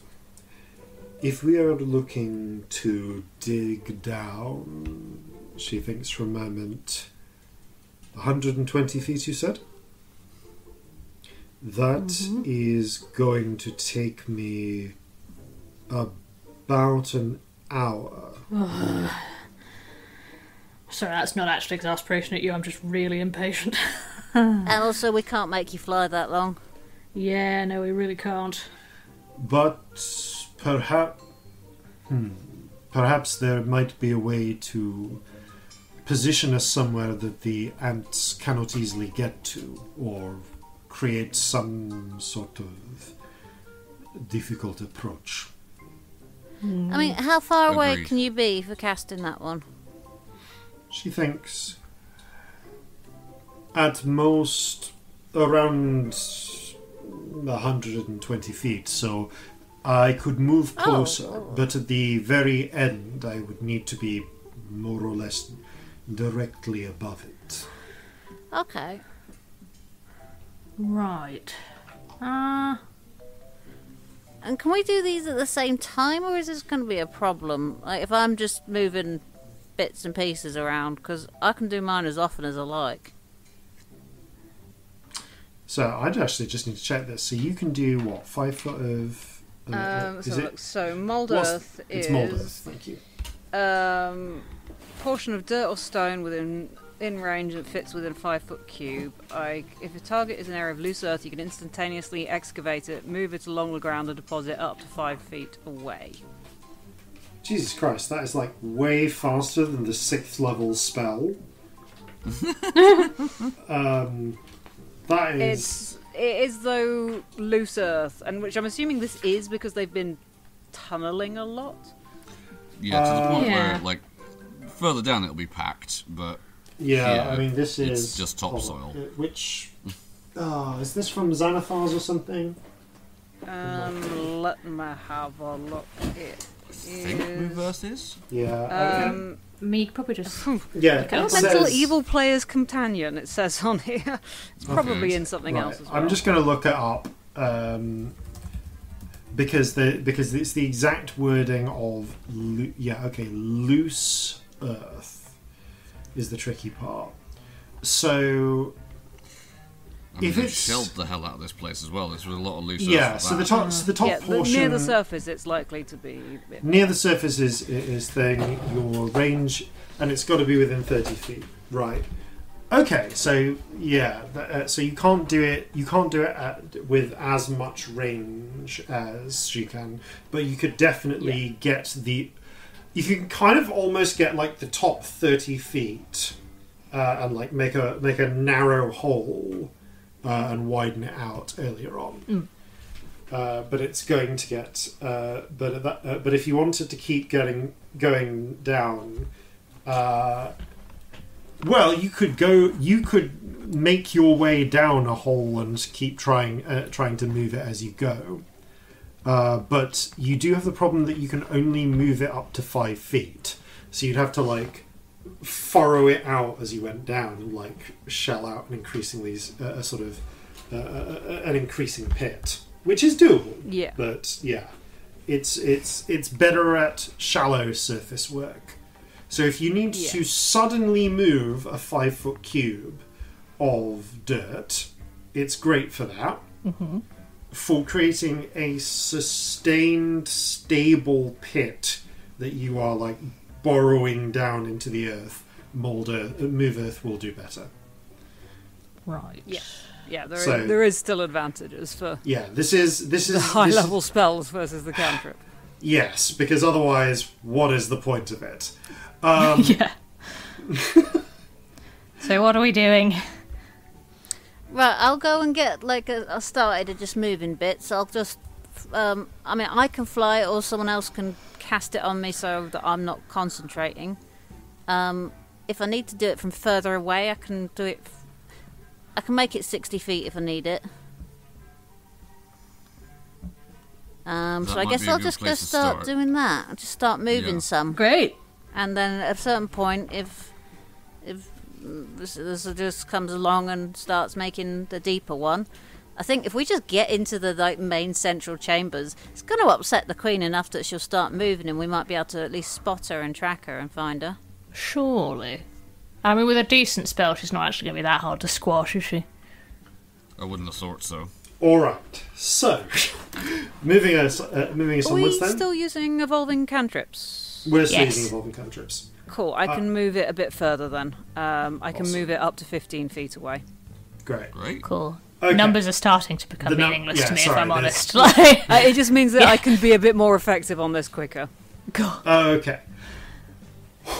So, just to quickly recap where your positioning and everything is, just so I can get this right.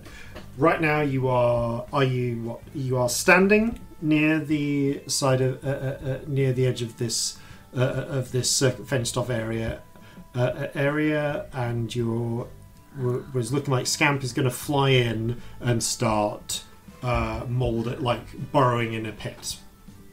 yeah. Yeah. Cool, and everyone else is standing in standby. All right. Who's most useful? I will cast fly on myself. That way, Victory can cast fly on Other people when the Someone time else, comes to bring in Okay. the next level Cool. down. All right then. So, as you do this, everyone else, I literally have. I just want to know, where is everyone else standing at this point? Are you going to be watching from nearby? I mean, I guess watching from nearby, because there's nowhere else to stand where there isn't ants. So, Yeah. Cord and I will try and stand atop it. Yep. There's the wooden palisade. There's that little watchtower with the cannons on as well. how far away is the watchtower? It's about 100 feet away, because it still needs to be at a point where it can aim the cannons, but it gives you a good look. Yeah, makes sense. Yeah, I mean, Get a good overview. Yeah, I don't know. Alright, you clamber up onto some nearby raised earthen brickworks. Yeah, I guess I will start in the watchtower, because I can always run down, can Yeah. I? So, Victory and Vasilisa will join you over there. Scamp, you take the lead. So, you cast flying yourself. You float. You fly over towards the centre point of this pit, of the blown up earth, and start casting. So this basically is like moving huge chunks of earth. So, can you describe to me what the spell looks like, how you cast it? Let's have a look. There's no componenty things. So it is literally, I think I'm just like drawing squares in the air, and then just like flicking it up, and that just sort of, that's the shape of the earth. And then I get bored and I start doing like stars and smiley faces. Okay. So you, as you start gesturing with your finger, huge deep furrows appear quickly in the mud, and then you take both hands, and it's like you kind of mime pulling it up and chucking it to the side. This is loose earth, and particularly muddy earth. And as you begin pulling it up and out, you expose networks of little holes burrowed into the muddy earth. My God, there's our butthole for the episode. Sorry, carry on. Now we've got to find some balls. Yes. Oh. From which ants begin to spill outwards. So you can do this every 6 seconds, and you can fly it. You said you can float up. Wait, did you say you can do 15-foot cubes? Okay. So no, I can move it 15 foot. oh, okay. So you chunk it out, carve it out, and then fling it off to the side, where it splatters on the ground, and it really crushing some ants, releasing others. The ants that fall out begin clustering back into other holes, wiggling, making little ant motions. But you industriously begin carving out chunks of the earth, throwing away, and very, very soon, because you can do this very quickly, start work on making a 30-foot wide sort of pit, broadly triangular in shape, and digging 30 feet down. So, the ants start reacting. Oh no.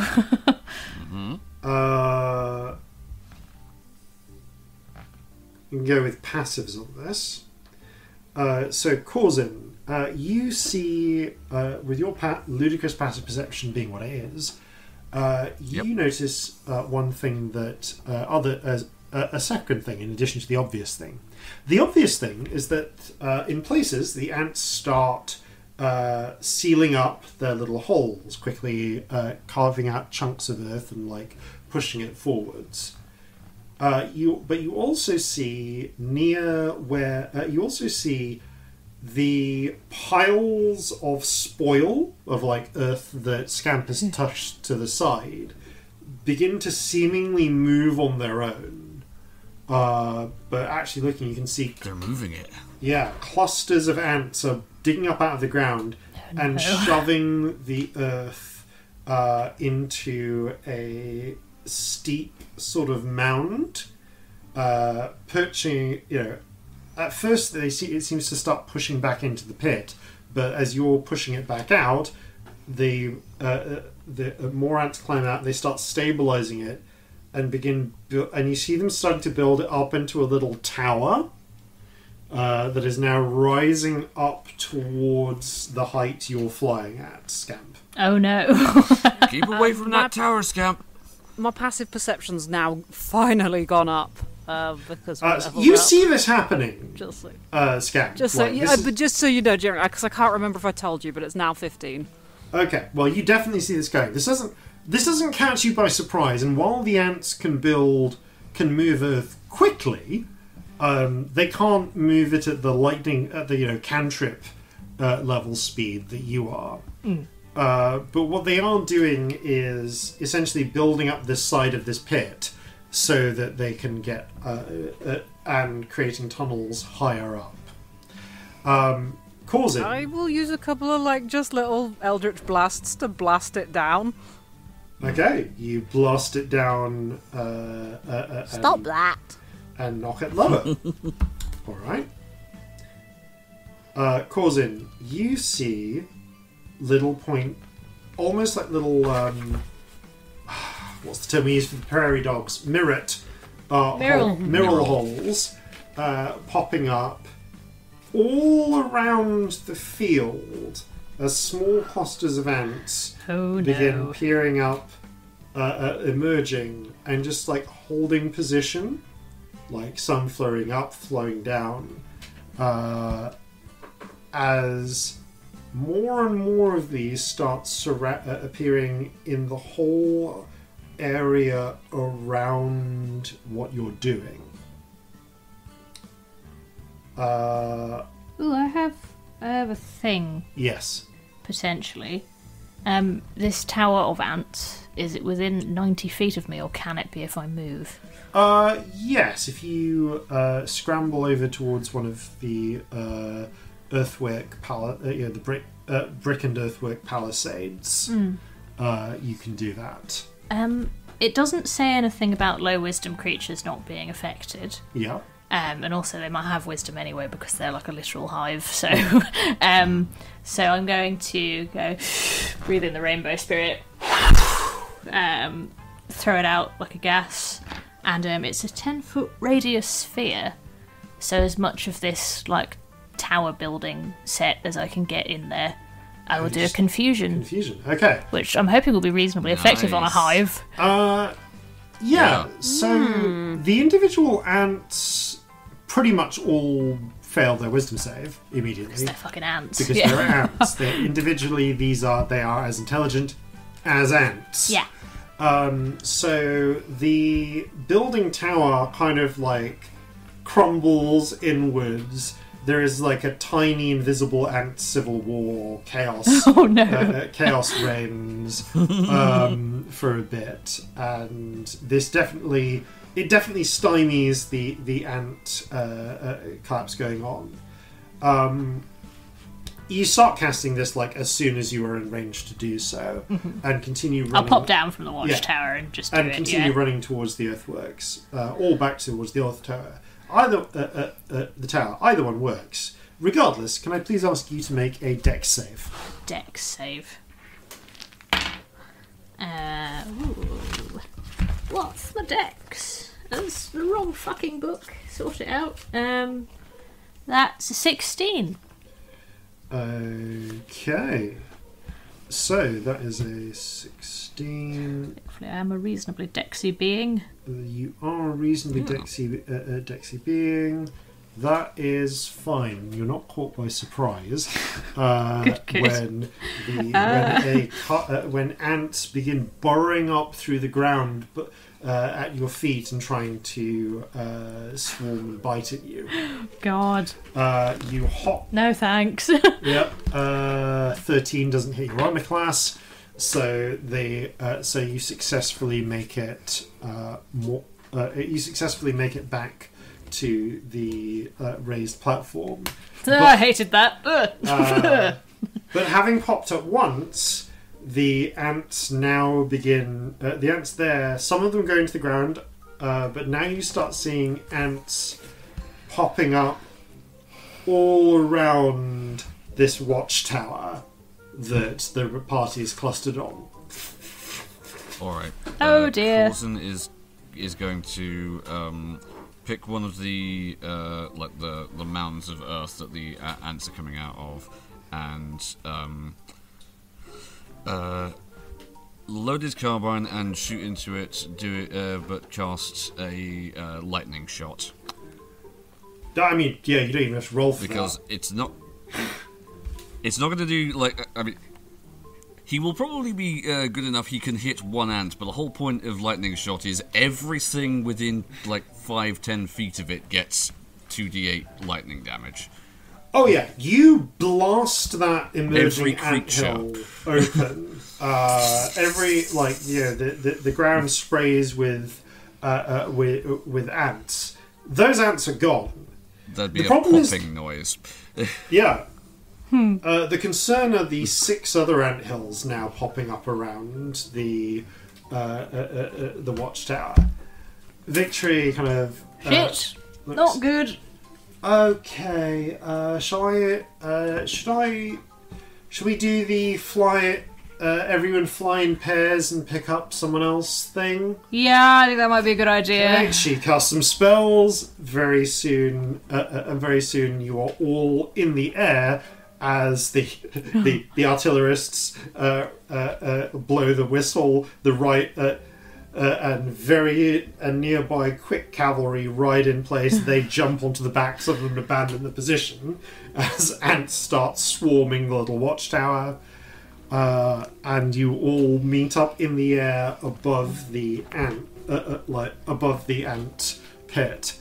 Scamp, you have successfully dug this initial pit now, so you're 30 foot deep, and the cantrip is letting you kind of keep the ants back and collapse any towers that they're trying to build. But it does feel as if the actual swarm itself is functionally endless. I think is it time for the big spell to get a bit further down? Probably, yeah. I might call a lightning cloud so I can just sort of pick off lumps of them as they're coming for us. How does that sound? Good idea. And if Not a we, better thing at all. This if they're confusion's following going us, to we run can lure out them soon away anyway. From Scamp. Cracking. Well, I'm not going to be doing the next bit. Right. I'm literally gonna the guitar rainbow lightning, a cloud of forms, and I'm literally just gonna keep it there for a while. Basically, and just pick off whichever ones are coming at us. Yeah. So, Scamp. Between Scamp and Victory, I think it'll cost you a few, probably a couple of 5th level spell, a few 5th level spells to do this, because you can make. There's 1, 2, 3. 1, 2, 3. Okay, there's 6 characters total. What level spell? You have to cast Flight at what? 5th level to make 3 5th people for 3 fly? people. Yeah. Yeah. So, do you have 4 more 5th level spells? I can do. It will cost me other spells. That's alright. So can Victory, which is the important thing. By moving stuff around. So, in which case, you are able to keep everyone flying for the next hour. While digging this, as Vasilisa adjusts her mage metal rings and casts a spell that essentially begins almost a sort of drill of planes of force, of brightly lit force, not dissimilar to the sort of planes of force that you see forming a Marjorie or Phantom Steed or similar, except these ones just carve into dirt and stone and scoop them upwards. While other little scoops of force begin carrying it out. There's and it's not. It looks slow because it's happening over quite a wide area, but it is effectively doing the work of a whole team of diggers. Cool. Drill the spell. Pretty much. Fun. Yeah. This is not to say that the next hour is quiet.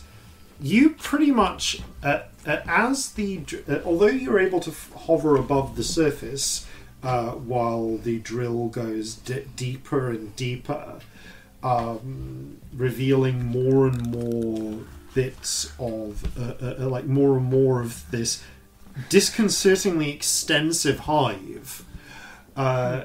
The ants do keep trying to fight back. Using the tactics you've already displayed, Scamp, you are able to collapse bits of earth they try and throw at you. But they do also take other approaches to just to attack or interfere with your magic. So all of you end up just essentially defending both the growing pit and effectively Vasilisa casting this spell, trying to keep her concentration going. So I'm going to give you we're going to go through some different tactics that the ants do, and I'm going to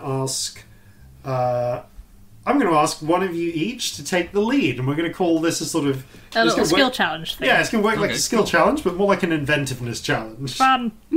All right. So the first thing that the ants attempt to do, although you do manage to, you get pretty good at collapsing obvious pillars being built up close to you.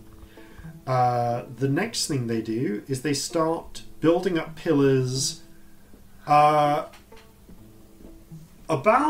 60 feet away, just grabbing dirt and slowly building them up, but actually quite quickly, like on par with Vasilisa's drilling speed, in just mounds of raised earth. About 8 of them, all at the edges of this sort of fenced-off area.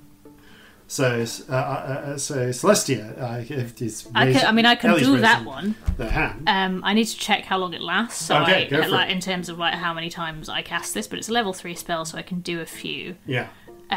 Because I've written everything in my book except for how long this spell lasts. Bizarrely, it's a 60-foot radius. Call lightning.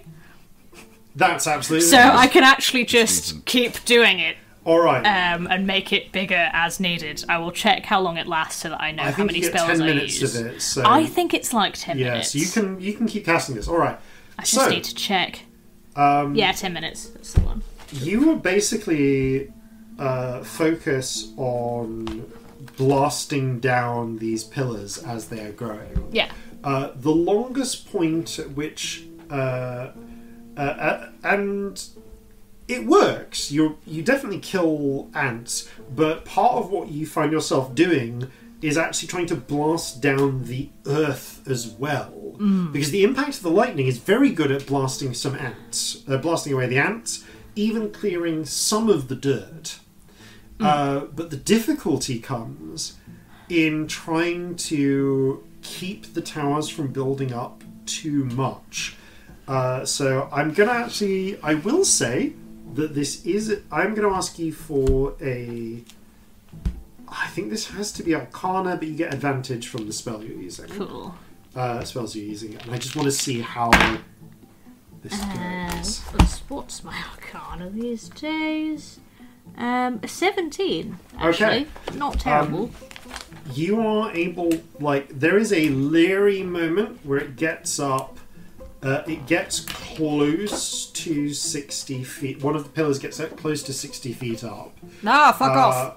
And you actually see what the ants are trying to do when, in apparently a pit of desperation, they release one of them early as a swarm of ants undercuts their own pillar at the base and starts it toppling towards you all. Shit. But that's smart. because you are flying a bit up, they miss. They don't quite manage it, and the pillar collapses a little short, just knocking dirt into the pit instead. Shit, didn't notice they were trying that. Whoops. So you were able to keep with that 17 the remaining pillars from getting high enough that they can start collapsing them in at you. Now that I've figured out what they're doing, it's probably a bit easier as well. Yeah. Okay, Yeah. this keeps Celestia busy for the hour. Yep. Okay, that's a lot of cool lightning. Yeah, so that's you end up spending 6 cool lightnings on this. Okay, I think I can do that. Yeah. The 6. Yeah, they get bigger. It gets progressively larger and more damage because she just gets pissed off. Because I don't have that many 3rd level spells. Scamp and Corzin. The Okay. next thing that the ants start doing is trying to fill the hole back up.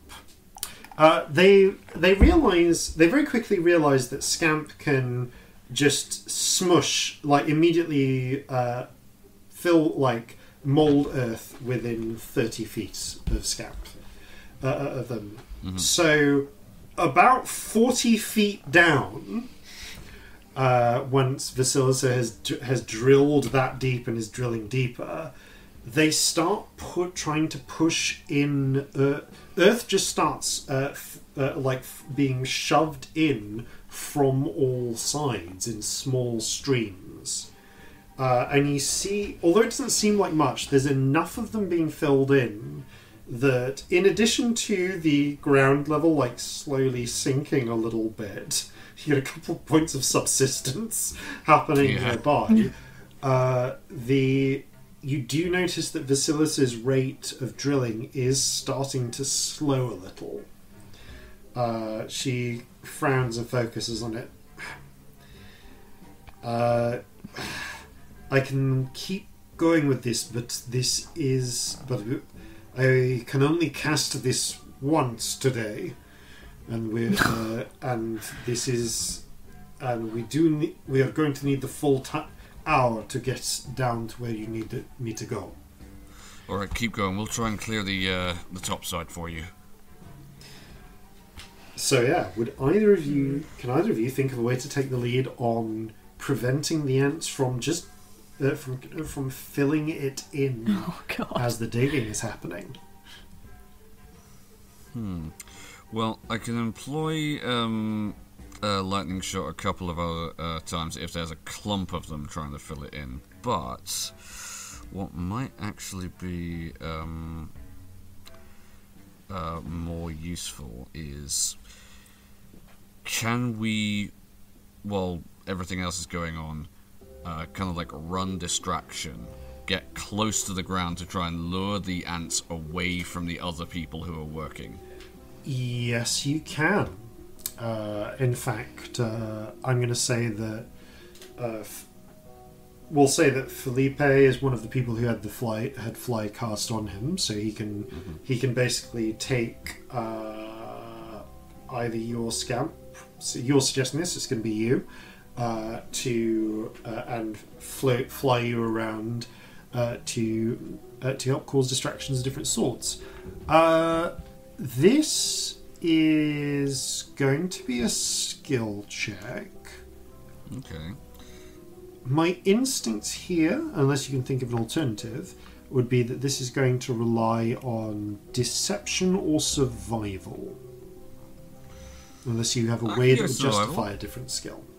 Okay. Yeah, no, I think this is survival because we're essentially trying to like Pied Piper them away from the people who are working currently. Split their focus as much as possible. I do a particularly cool lightning flash and stare at you dead in the eyeballs, and it inspires you. Congrats, inspiration. Oh yeah. It's a D12. Excellent. Okay, so survival check. Okay. I'll add the D12 to that. Yay! Okay, so, sorry, maths, 23. Okay. Felipe flies you back to the cannons, and between the pair of you, you start drawing their attention by seemingly using the cannons to start blasting a second hole deeper and deeper, and then whenever they come up and try to claim the cannon platform, Felipe starts using fireballs or similar or other spells to distract them. You begin moving. You basically spend a lot of the hour running interference. Yeah. And starting enough that the ants seem to be limited, splitting their resources as they are between trying to conjure the interruption platforms and stopping you from blasting another hole. That they can't afford to keep filling the hole in with more and more dirt. Wow, this is the first time I've been on the other side of a tower defense game.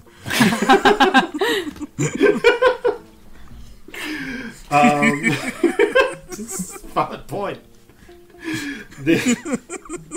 It's weird that the tower is underground. It's like a weird inverse tower attack game. Okay, last one. Scamp, this is going to come down to you. Is how you in the especially within the last as it progresses, and the hole begins digging deeper and deeper and deeper down. The last tactic emerges in which bits of the earth nearby crumble open, revealing unusually thick burrows from which ants just begin launching themselves.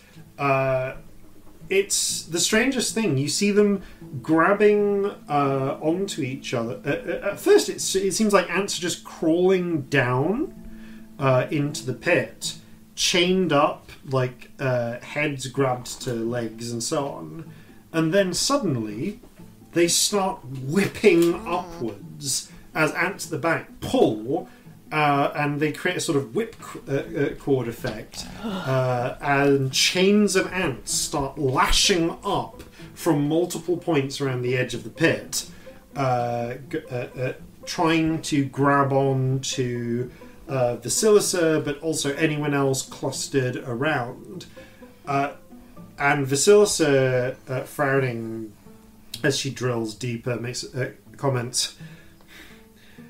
There's only so far from the surface I can get.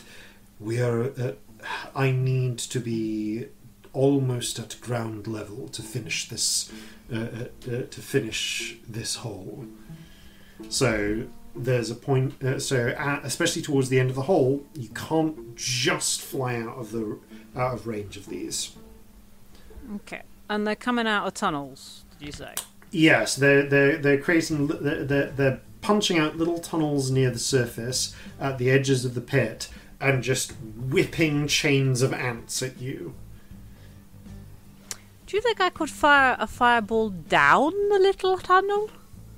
So it detonates underground? You certainly can. Now, this is going to be an interesting one because if we're going with fireball, that's pretty effective. And in fact, I'll say that the first one actually works pretty much exactly as you expect. The tiny pea launches just past the first chains, hits an ant at some point and detonates, cooking the ants therein. It seems to stem the flow, and no more holes appear for a few minutes, and then dozens of holes start appearing all around, some of which begin launching whips of ants, some of which don't. And very suddenly you find yourself playing whack-a-mole with ant swarm whips. So this is... Well, my gut instinct is that it would be a raw intelligence check, but if you can think of a skill that you could apply here to figure out the best places the best way to choose which holes to fire into to I mean, I conserve don't your have enough fireballs to be able to keep doing that. That's not what I'm concentrating on, and I've got to use this many flies. Exactly. So I you're Ken going gives inspiration? Possibly, but I don't know that intelligence check's going to be the most sensible thing. Investigation? Or insight, maybe? Well, I can't use that spell. I need a different tactic because using fireball's not an option. Essentially, if you can, I'm going to put it this way: if you could solve it with, if you can work it out, you can probably solve this with 3 more fireballs. Maybe 2 more. It's chains of ants. I only have to hit 1 or 2 ants down near the bottom of the chain. So I don't need a large area effect like a fireball. That's only useful if I was going to be able to blast the underground and have some effects down the tunnel.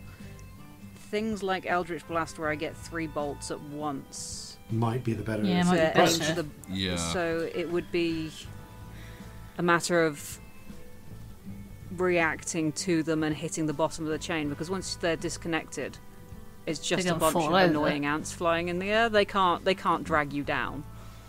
Yeah. All right. Which is the bigger danger, I think. I'm going to call that. So this is a dexterity check if it's reaction based. Another pose with the lightning. Oh my god, she's so hot. You get inspiration. Hey. Thank you, because if I could just do the braiding, it'd probably be more effective. But I don't think I've got the spells. I'm going to also use tides because fuck it. Okay. Oh, that's loads. And I might as well use the inspiration anyway, just in case. I mean, it'll go away if you don't, so you might as well. Yeah, exactly. I might as well. It'll be gone in 10 minutes. Enjoy it. What a strange noise. That's now 29. Because I rolled a 19 on the dice and an 8 wow. on that. Yeah. Okay, that's now so become obsessive. Yeah. Shit hot at this little game of whack-a-mole. Like, Scamp would love whack-a-mole. You know Scamp would love. I love whack-a-mole. I get weirdly intense when I play whack-a-mole. Of course you do. That tracks. Yeah. Okay, yeah, you just fire tons of little flecks of eldritch, pink eldritch force, and keep breaking down these chains of ants until at last, with as the spell below just continues churning up dirt.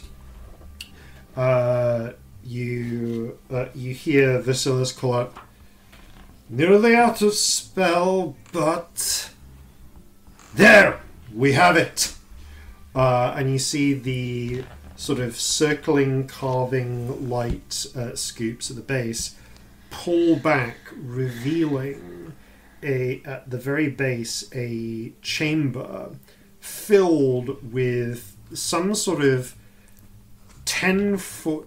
Honestly, most of it looks like a 10-foot wide pulsating maggot, because it's the enormous distended body, abdomen of this gigantic ant. Yak. And you just see it's just like streams of eggs are coming out of it and being ferried away by swarms of ants below. It peers up, and the tiny little ant queen form at the front of it wriggles its antennae blindly. Ew. Well, hate that. Okay. Should we just focus just blast in it? on it. Yeah, let's all go. Let's all do it. Everyone. Okay. Yep. Choose your blasts.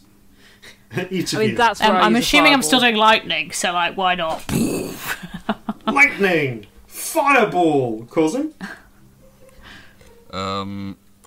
If I've got any lightning shot left, otherwise I'll just chuck in a bomb. Okay, I'll throw in a bomb. It's very dramatic for ants. I like it. Yeah, lightning bolt. Immediately, there's just like all of you vent your frustration. Fireball! Lightning bolt from above. Lightning bolt from Felipe as well. A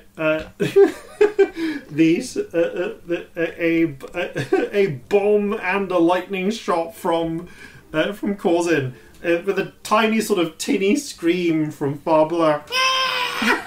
You blast this overgrown ant queen to pretty much smithereens, and the last thing that happens, and the last one to act is Victory, who floating in the air brings hands together with a thunderclap, and you see a thick clouds form below you in that familiar sort of thundercloud type that she summoned before, just filled with crackling lightning, which just slowly sinks down the full length of the pit until it gets to the base. And then you see it sort of keep sinking to the ground and then lower. Yeah, that should fill in it. That should take care of any of them that were lower than that we've missed. Yep. There is Good shooting. tiny, frenzied little wiggles from ants all around as they begin milling around as they stop building their huge pillars and earthworks and just start milling around confusedly. Whew. I could make it look like a big pool of water so that they don't want to come back. It'd look like that for a week, potentially. That might be helpful, actually, although... I mean, Actually, how yes, much do no, they you- rely on sight? That's the thing. It's not just sight, it would feel like that too. Okay. Oh, if it's tactile, yeah, do it. They, with a Mirage Arcane. yeah, with a nod. Really big spell. Like, to use on Felipe fucking gives you a ants. thumbs up to that. Yeah. And, All the things. Oh yeah. Because it's a fucking 7th level spell. It takes 10 minutes. You land back. So it's the one where like Rainbow Spirit becomes like paint and like oozes over the landscape, like one of those fun acrylic pouring videos, basically. And yeah, I make like a pool of water that has like a horrible whirlpool in the middle and lots of things that smell bad to ants growing around, like mint bushes Yeah. and shit, like lots of like smelly herbs growing around the edges. You create just an ant hellhole. Yeah, basically. Over the actual hole. Yeah. As you all sort of take a moment to watch. That is some fine work. Thank and also you. very convenient that we already have a huge fence around it, because boy, that is just a massive hazard now. Yep. Yeah, I think possibly Mum and I might come back tomorrow and maybe dig a trench to just fill that with actual water. Like, from this... Not the sea. Not the sea. What, do you want to just poison this whole area? No, there's a river. We get it from the river. Right. Yeah. Good work, everyone! Can't believe the fucking amount of spells we just used on ants. Yeah! Yeah. Tenacious little buggers. Yeah. I literally, I'm not sure that problem could have been quickly solved without a ludicrous application of magic. Oh, no regrets, don't get me wrong. It's just, Oh, absolutely. yeah, that was a lot. Yeah. More tired than I expected was. to be after dealing with ants, you know? Yeah. How much are we getting? No, I genuinely did 300 expect this. crowns each. Oh, shit. That's Oh, welcome. wow. Oh, excellent. Apparently, it was the city's estimation it would have cost about that much to just hire a huge number of people to dig everything up, fill it in, provide guard work and everything, and do this without magic. Fit. 300 crowns is exciting. So, It's a lot of money Happily take that. sometimes. drinks? I always forget that money. Fuck I'm yes, going to write drinks. that down. That is, wow, we've added a lot onto my personal wealth there, if I'm honest. What's personal wealth? Come on, we'll... I had 32, which started like 10 times more than I had. I feel like I've gone up in the world in the last hour, if I'm honest. Or at least personally. All our money goes into the fucking ship these days. And as you discuss the dubious states of your personal finances, you make your way, you head off to a drink and a steak, courtesy of the city, at Jim Diamond's Bar and Grill. And we'll pick up, probably not directly there, after these, no doubt important, messages. Have you got ants? Have you got an army full of ants and a hunger that cannot be matched? No problem. Come over to Jim Diamond's Bar and Grill. You got ants? We'll grill them up. You got an evil giant queen ant? We'll grill her up too with some nice sauce. Jim Diamond's Barbecue and Grill. If you kill it, we'll grill it. And welcome back.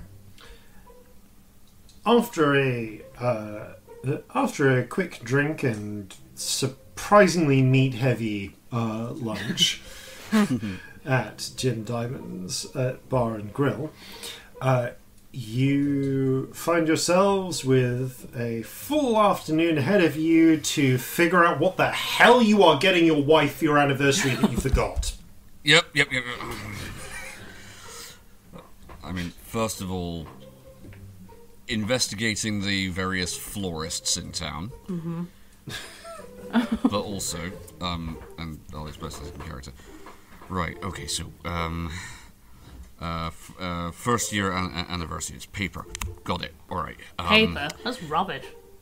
Paper? It's what you do with A it, though. book! Might not be a bad idea. I mean, you already got her a nice book for adults. I seem to recall. That's true, yes. What kind of nice book for adults? A nice book for adults. It has pictures in it. Anyway, An instructional guide. Can I see it? No. Probably wouldn't appeal, Scamp. But, what I was thinking, actually, if it's a paper-themed a gift of some kind, Molly used to be a scribe way back in the day when she was still going with the mercenary company she was working with. If I can find either a really nice sort of writing implement, or there was one thing I saw some of the goblins doing at one point. Like they were really carefully folding pieces of paper in order to make different shapes. If maybe something on that theme. What, like oregano? Is that what it's called, oregano? Is that the one? No, that's something that you put in soups. Origami, I think. Why would you put paper in soup? That's stupid. What if you got a whole bunch of them that look like butterflies and covered a nice present with it, and then I made them come to life and all fly around while she gets it? That's adorable. That's great. That's a great idea, Scamp. I could make them glow. I could make Yes! exactly 5 of them glow. No more. When I do my thing, when I make them come to life, like they count as alive. What if you did that one with where it makes everything in the area glow? Yeah, that could work. Then she'd be able to shoot them really easily, which I think is the object here, right? Smolly, she loves shooting things. Great. Perfect. Yeah, lovely. Flawless. So we need to find some paper butterflies made of oregano. Yep. No, that's... And some soup. We need some soup, is that right? Butterfly soup? That sounds weird. Right, well, we're not that weird. I think I had that once. A fancy writing set. Was that right, Corzin? Yeah, like writing implements of some kind. And flowers. Yes. What colours does Molly like? She likes green, doesn't she? Yeah. Yeah, that's her favourite colour. Although, we could get all the ship's boys to make a butterfly each. That's kind of adorable. We'll have to be a little bit sneaky to make sure she doesn't find out. They love being sneaky. They do. Have you ever told a ship's boy to be sneaky? Easiest thing in the world to persuade them to do.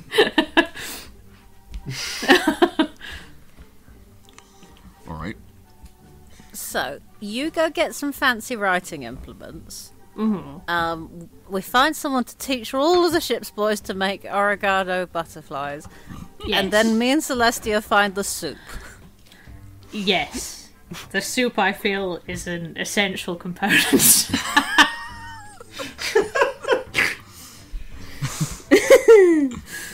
Alright, so, in terms of writing implements, ironically, the only place around here that I've been that might sell something like that was the printing press. But a bit of a conflict of interests there. Didn't that throw itself out the window? No, that was the one that's got the pug. Oh! Yeah, with Inky the pug. I love the pug. It's a ridiculous Daffy creature. looking Let's dog. all go see the pug. I think we have to all go. It's very important, yeah. I've got an important meeting scheduled with the pug. Some fancy quill I pen, owe some maybe. people some books. I need to find my list somewhere. Next time I go back to the Citadel, I was bringing someone a sandwich and someone some books and someone else a sandwich. I'll So find my lots of- list later, but we'll get some. If I could get some nice books while we're there. Severe lack of bread products in the Sarah Citadel, thinking back on it all. It's like the Underdark. Oh, yeah. Places without bread are fucking rubbish. What's the point of a place without bread? I don't Don't know. get it. Why would you want that? Well, there's a reason why Rubbish. on the surface it's pretty much ubiquitous. Wherever I've gone, there's variations of it. No fucking bread in the Underdark. Fucking rubbish. It is.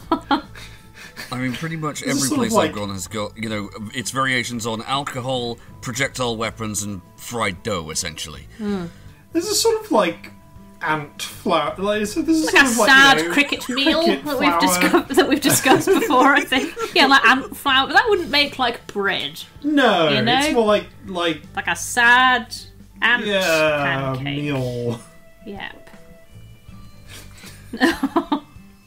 Like literal mealworms of, Yeah.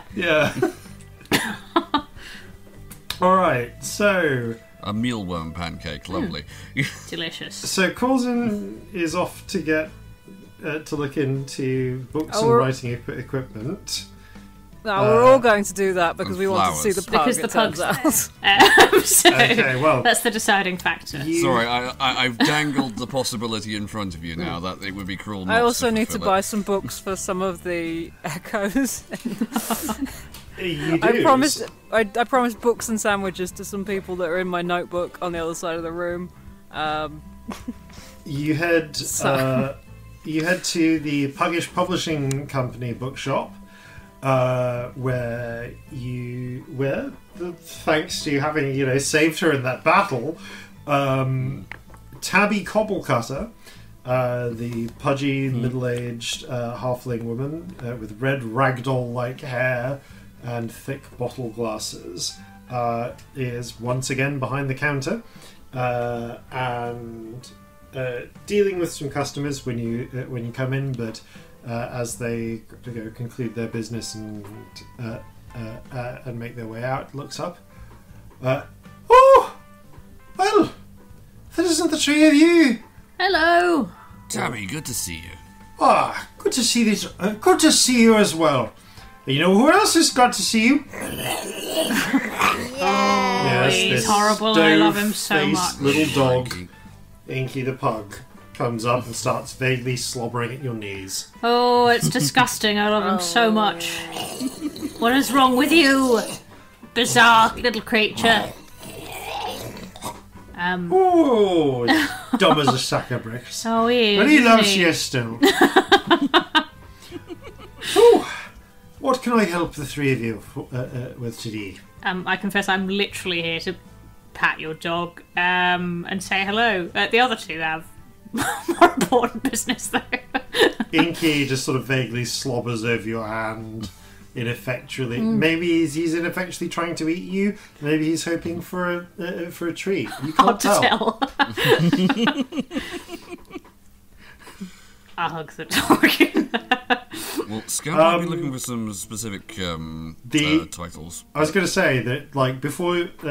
bearing in mind that I've forgotten that you have your third pet with you, because you've said you're not getting separated from her. That is true. So, Oh yeah. who knows what the hell I've she was not doing thought during this that, through as that well. whole... during that whole... ant catching fight. stray ants, Yeah. probably. I feel like she'd do that. Stormy, yeah, I mean, any stray ants that came up, she'd just lightning bolt. She Yeah. just lightning strike. So, Stormy comes in. This is Inky.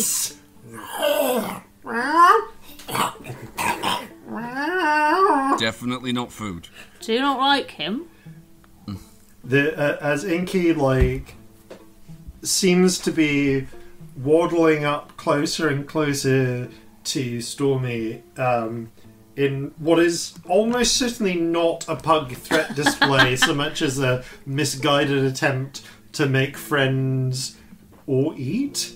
You're not really sure. Something at least like 3 times his size at this point. Stormy just starts backing away, confused and bewildered by this strange little, like, prey animal that is utterly unafraid of her. Are you scared of him? She seems more confused and bewildered than anything else. No, I'm more confused. That I too am confused by him, but he's very nice. I promise. I actually don't think he could hurt you if he tried. I mean, look at him. Utterly harmless. Inky, Beyond harmless. Vaguely disturbing, I'll give you that, but, you know. Inky vaguely drools on her paw. She snatches it back. I really don't think he'll be that hard to keep away from. I mean, he's so slow. She pads around and away from him. He, like, turns a very slow little circle. Aww. And keeps pursuing her. And you just... as you're talking now, this strange game of reverse cat and mouse happens in which Stormy very easily evades Inky, and then Inky just like some bizarre, misshapen, stoved-in little persistence predator. Aww. Just keeps chasing after. Strange little padding potato. Yeah, I know it's weird, darling, but I promise it'll be fine. Oh, that one's got no survival instincts. What are you looking for, then? Entertainment, which I have. You two continue. What books would you recommend for someone who has to stay in one place all the time and needs to... something you can read lots and is still good? You'd be looking for the Lighthouse Keeper selection. Okay. Yes. That would be... Well, you've got your choice here between...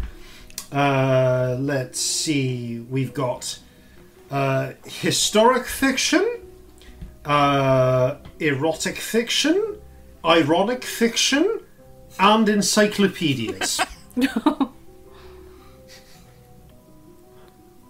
Okay.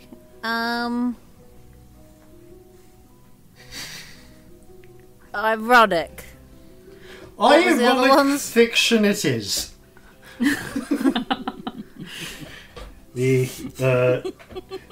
She pulls out one label, one with a picture of a lighthouse on it, with the title "One Open Window to My Soul." That's a thoroughly average one. I would like half a dozen books, please. Just random ones that ones that you think would be good, like that. For I people said I'd bring a selection. who've got nothing to do except read. Okay, so you look right. So on vaudeville then. I don't know if vaudeville's actually been invented at this point, but yeah. Not yet. No, No, okay, that's sorry. more campaign Yeah. Right, you'll want the collection. You want the short stories and poetry collections then. That sounds good. Yeah, for the sake of 3 gold pieces. Actually, there's good ones. 5 gold pieces. She handpicks you out 6 thick tomes.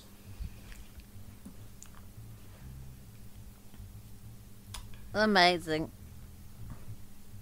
So, and you got a look at your eye, Captain. That you did you go in for something other than sitting in a lighthouse? Quite, yes. Do you happen to carry any high-end writing materials? Oh, don't I just?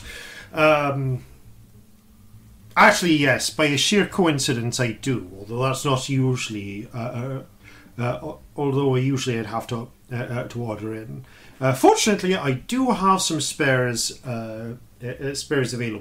I've got a very nice detailed silver pen and matching ink pot that comes with a set of sand blotting papers and some high quality waxes and stamps. Oh, I think she'd love that. Yes. What's the asking price for that? That would also be 5 gold pieces. Perfect. Alright. I'll just get you my spare set. And she pops upstairs and returns with a nice little wooden box which she opens up. It's one of those ones which has like a second tray that like folds out when you expand it. And there's a lovely and there's a lovely sort of ink, silver inkwell,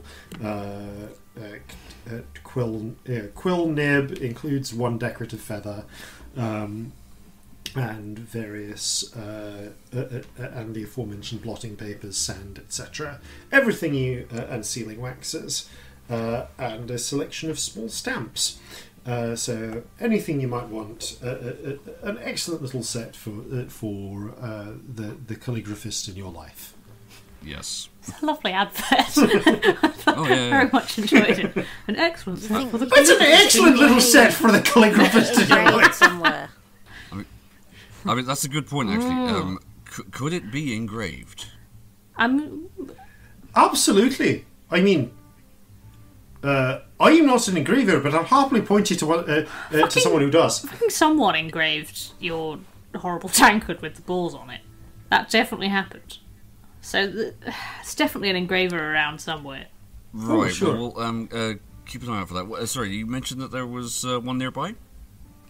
Oh, sure. I'll direct you to. I'll direct you to one. There's a chap by the name of Jimothy Sulphur. We'll do it for. We'll do you a rush job for 2 silver pieces. Ideal. Money's no object. It's for the love of my life. Don't tell him that, or it'll be 3. Thanks for the tip. And I will say that following your directions, you are very easily able to get a slightly wide-eyed looking young human man to do you a decent bit of pretty high speed sort of combination of hand push and hammer and chisel engraving. What do you want engraved?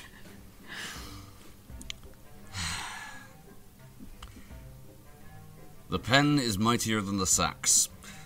Okay. Yep. Maybe at the speed at which a fast engraver can do. And yeah, he'll do that and a bit of decorative line work within an hour easily. Also, you mentioned staring at. Is this guy related to Jimothy Buchanan? Or any of the Jimothy. Roll an insight check. Insight. Okay. It's a Celestia, 6. hum the song, see what happens. No, don't. Oh, please, no.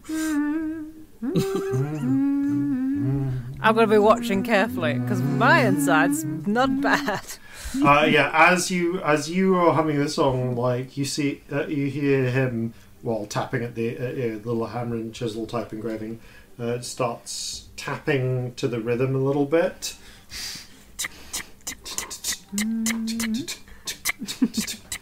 Yeah. Fun.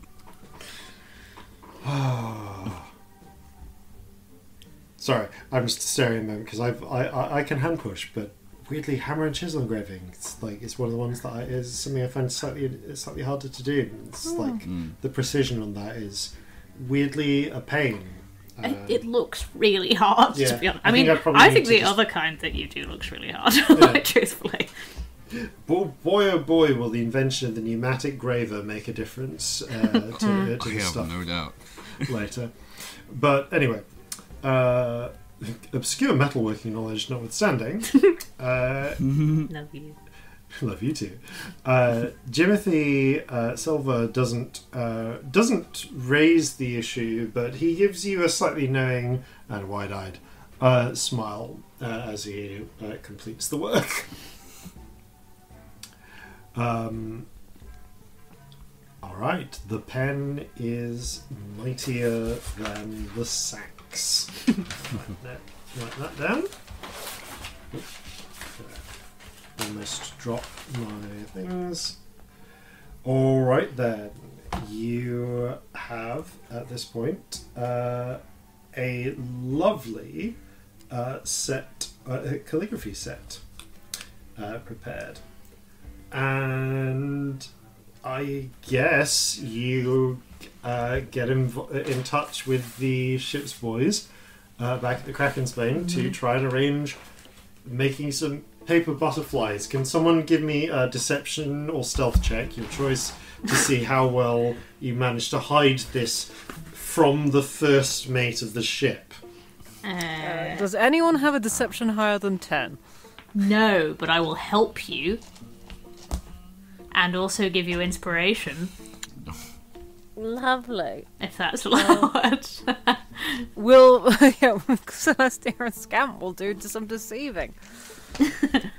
Okay, go for it. I mean, I can run interference if needs be, but... That is, I mean, with the inspiration, because sod it. Let's make it big. That's a 30. Hell yeah. Oh no, 32. Wow. It's a whole fucking spy operation. It's an elaborate operation. You basically, carefully funnel the ship's boys out in pairs off the ship onto the witch's tit with various made-up errands, get them to make butterflies there, then funnel them back in, encouraging them to keep the secret from Molly through a mixture of flattery, cajoling, and veiled threats.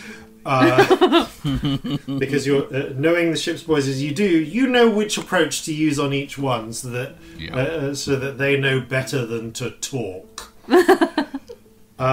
You, as far as you can tell, successfully managed to keep this entire operation a secret from Molly, and are and as such, Corzin, how do you want to present this gift to your wife? Okay. Are we presuming that she is on active duty? Yes. At this particular juncture. Okay. Yes, although you can always catch her when she comes off active duty. Right. I think then. No, calling her back to the stateroom would be too much of a giveaway. All right. No, I think Corzin will if she's up at in the aft castle by the wheel, we'll just climb up the outside of the rigging and catch her as she's passing the helm to someone else. She turns around. And bah! Corzin. Molly. See, gave me a bit of a fright there. Well, there was something I was I had in the back of my mind about today. I was like, what is today? I couldn't for the life of me remember it, and then suddenly it hit me.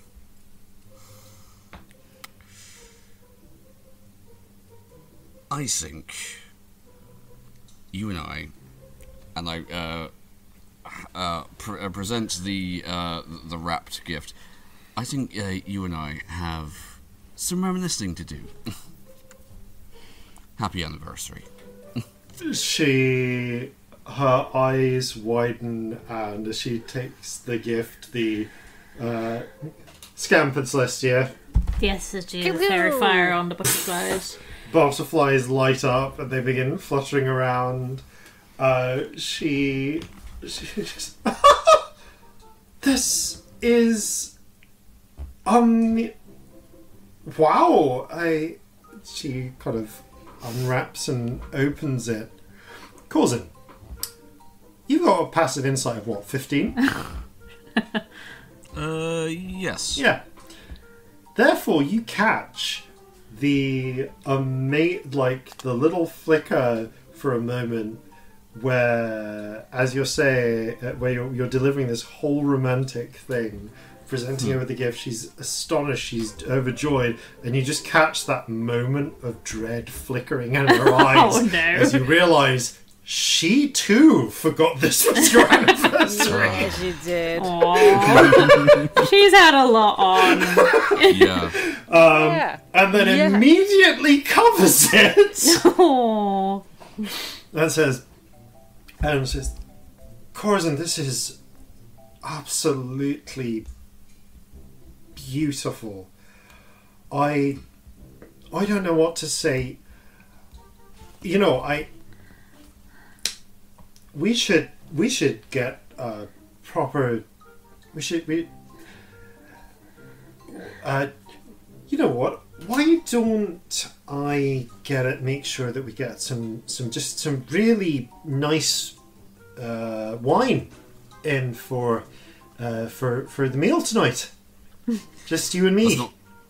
That's not a bad idea, actually. I think I managed to finally give away the last of that Sulian stuff we got from the cellar a long time ago.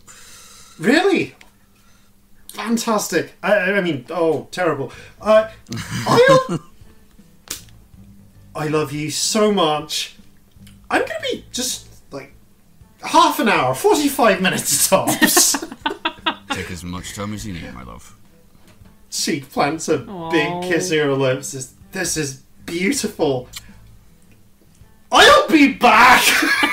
And practically runs off the ship into the streets with honey. with the Okay, both deeply flattered and slightly panicked look of someone who's realised that their partner remembered it was their anniversary and got a gift. The second they're out of sight, Corzin will just visibly be like, "Whew. Thank you very much, everybody." It's alright. I look like it went You well. haven't tasted the soup yet.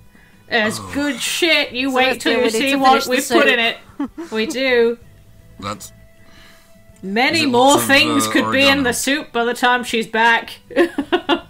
You won't believe the things you'll find in that soup. You won't believe the things we've done. oh no. It's very Everything soup is a romantic. halfling is a long-standing halfling tradition. Is it everything soup? Pretty Yes. much. Every single thing soup. Everything we could find. Yeah. You would Yeah. believe the things we found. Also, we really should go apologise to Belle. We really should. Auden, standing nearby, glances over. Yeah, I'm pretty sure Belle's gonna kill you. Well, you Did know, leave I've got a the cleaning kitchen in spell. disarray? Yes. They'll probably be very thankful for that. I can't. I mean, I cleaned with the spell what I have, but I took things out of the places where they went, and then I couldn't remember where they went to put them back. So everything could be in different places than it was in. Everything's got a really nice honest. home. You've never had to work a Was it galley the home shift, you have found you? them in? Says Auden to you, Celestia. No. Oh dear. Okay, so she never labels anything, but I can assure you, as she said repeatedly, she has a system and everything is where it needs to be and she knows where it is. Good luck. This is why Well, they don't it give wouldn't me matter galley if they had shifts. labels, because we wouldn't have read them. This is true, if I'm honest. Yeah. Yep. We suck. Yeah, let's maybe we go out and buy Belle a present. How does I think maybe Belle I'd could do recommend a with peace one. offering of some kind. Yeah, I don't want 2 ships where I'm likely to get poisoned. That would be pretty bad. The pair of you also rush out into town. Yeah. And will and take a moment. And Corzin, you're allowed a few moments to essentially bask in a gift well delivered. Yeah. When Molly comes back, I will absolutely come clean with her that with everything that has gone on, I only actually realised what day it was when I was reminded. I'm not going to let her feel like she absolutely lost it, and yeah. And she very much appreciates that. And as Molly runs desperately off to try and find some sort of anniversary present, we will pick up there next time. Thank you all very much for playing. Thank you all very much for listening. And farewell from all of us here at Flintlocks and Fireballs. Fair seas and natural 20s. A lot has changed in this past year. Fought for our future, hope through fear. My darling son, marital bliss. Oh crap! I need to buy a gift! So gather your muskets, gather your spears, we'll plunder the shores of Calcinea. No kraken, storm or spell we fear, so come and sail with us, my dear.